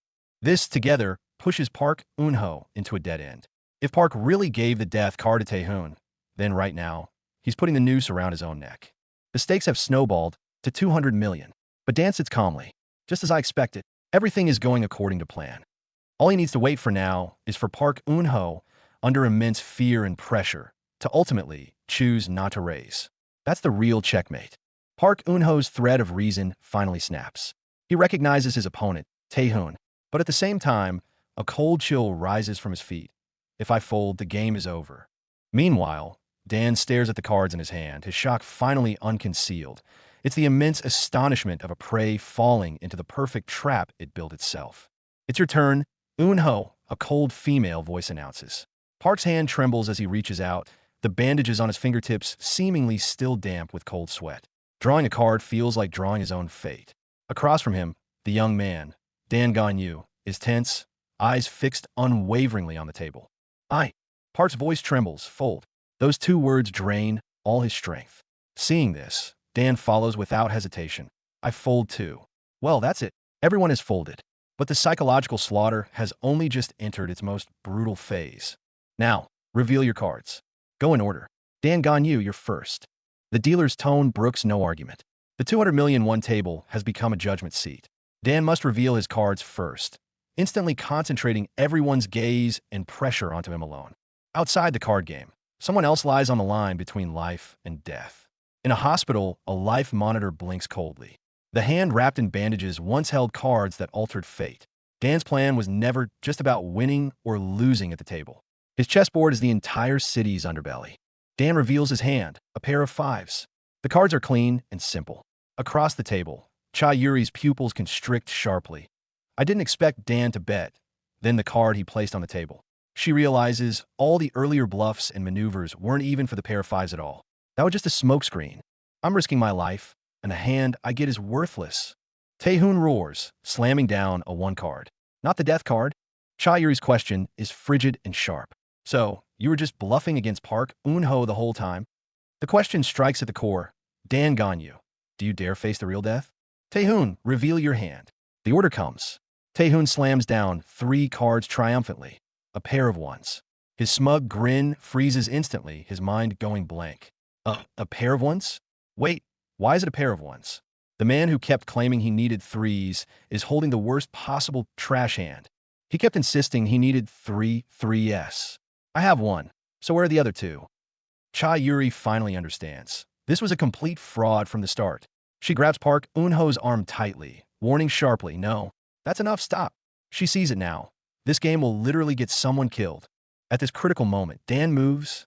I'll be the first to reveal. He flips over Park Eun-ho's cards with lightning speed. What he wants isn't to win money. It's to tear this fraudulent game apart. Park Eun-ho stares at his empty hands, then at the glaring card in Dan's grip. He's been played, used from the very beginning. A furious sense of betrayal engulfs him instantly. Park Eun-ho. Taehoon bellows, standing up in rage. It's over. Everything is ruined. Accompanied by the narration, that's at the conclusion. The panels freeze. Park Eun-ho looks like a puppet with its strings cut, eyes empty. In Dan's green eyes, a flash of resolve and calculation passes. He won this round, but he's also exposed himself completely to enemy fire. Yet the true storm always arrives after the calm. A new chapter begins, the title revealing a brutal truth, the world of power and money. In the panel, Dan Jianyu holds a mysterious glass container, confronting Oh Tae-jong. His eyes are colder than they ever were at the card table. Oh Tae-jong holds the container up to Dan with a grotesque smile. Look closely and tell me, whose eyes are these? Floating inside is an eyeball, its sclera completely blackened. This is no longer a threat over a card game. This is a warning from hell itself. Gunpowder smoke explodes without warning outside the hospital. Dan has no time to react before a violent force sends him flying. Water and debris spray everywhere. The smell of blood instantly fills the air. He clutches his bloodied face, vision turning crimson. His attackers watch coldly, as if crushing an ant. Oh, I just wanted to replace your eyes with these. One of Tae-jong's subordinates pins Dan down with a foot, his tone casual, as if discussing the weather. Dan, face down on the cold ground, lifts his head defiantly, bloodied and taunting. Not to your liking? Then shall I bring something else? Before the words finish, he throws a desperate punch with his last strength. Are you crazy? What the hell are you doing right in front of the hospital? Dan is pinned down by 2 uniformed men, unable to move. They only sneer. Why so loud, idiot? They said there's a hospital here, so we just came to check it out. Power's pawns treat violence as a casual game. The conflict escalates. Dan is dragged away roughly, while his ally is also grabbed by another group. Come here. I said come. Kong Hwan-sung. Just wait, this is only the beginning. Amidst the chaos, Dan's voice sounds like a blade dipped in ice. This ambush has utterly ignited the fuse of total war. Ironic that just minutes later, Dan stands unharmed on the street. Tae-jong's man claps his shoulder, smiling like an old friend. Wasn't the BK scandal big enough? Why not lay low? You just got involved with that big shot, son, and you're back in station again. You can go home today. I'll call if testimony is needed. See, this is how justice works. As night deepens, Dan makes cold arrangements over the phone. Hyungnim, if my wife throws anything out, report it immediately. Sleep at the office tonight. I prepared everything for you there. He's starting to control everything the same way, even making his allies subjects of surveillance. He's becoming more and more like those he despises. Faced with his allies' painful accusation, Dan falls silent. I didn't even have time to prepare. I failed to protect my brother, and I failed to protect the home full of my mother's memories. Beads of sweat gather at his temples, his voice raw. After that clash with John Doo-shik, I feel like something inside me broke.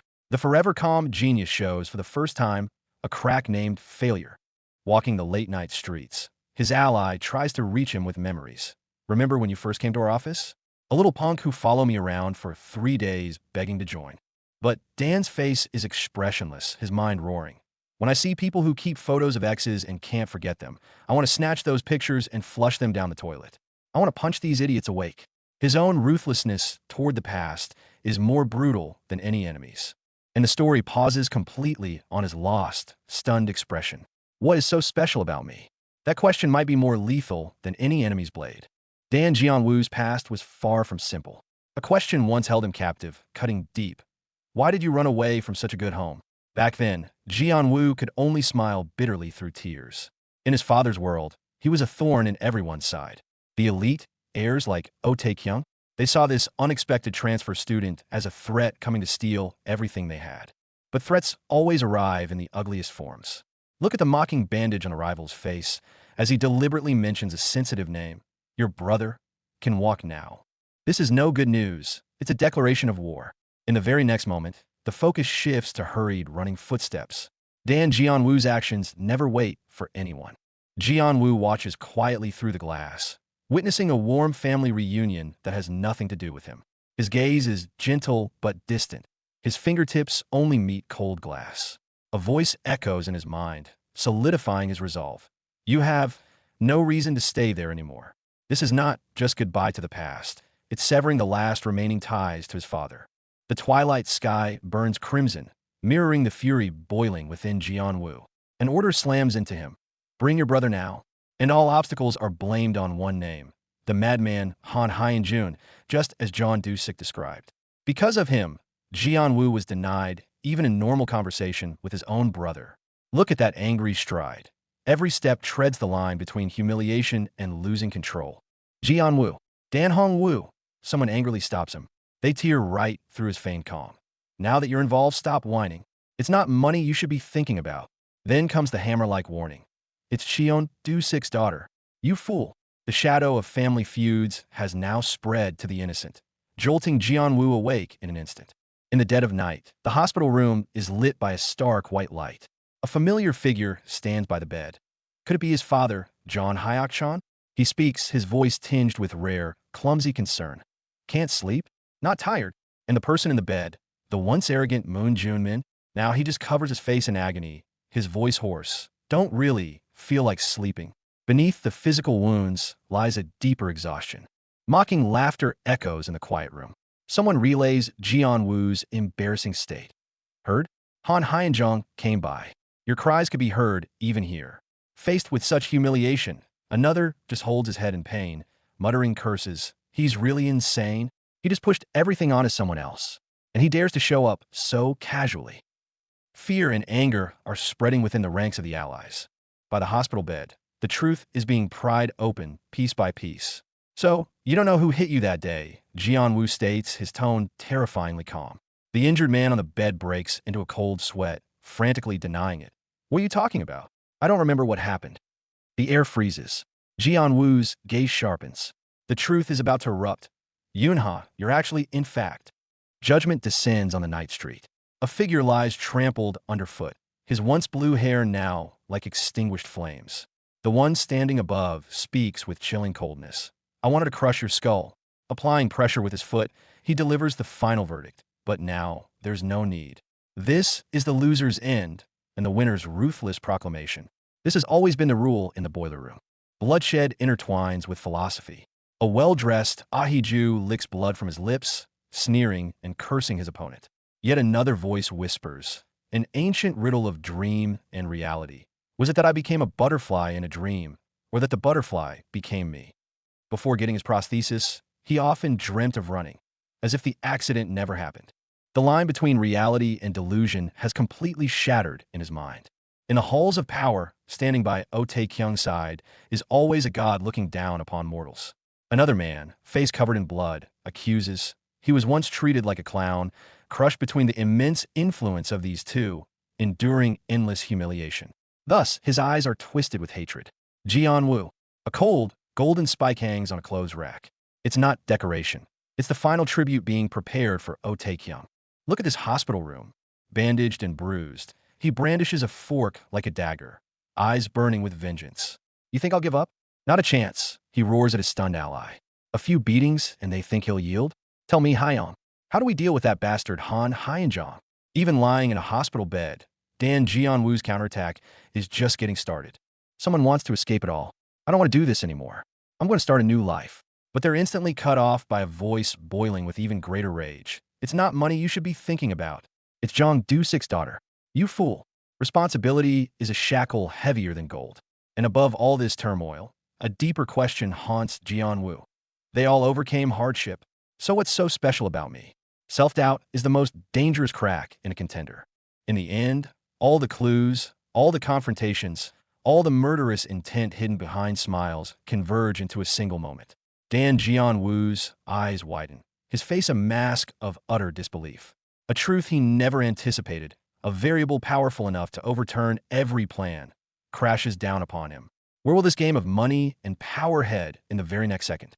To be continued, the suspense is at its peak.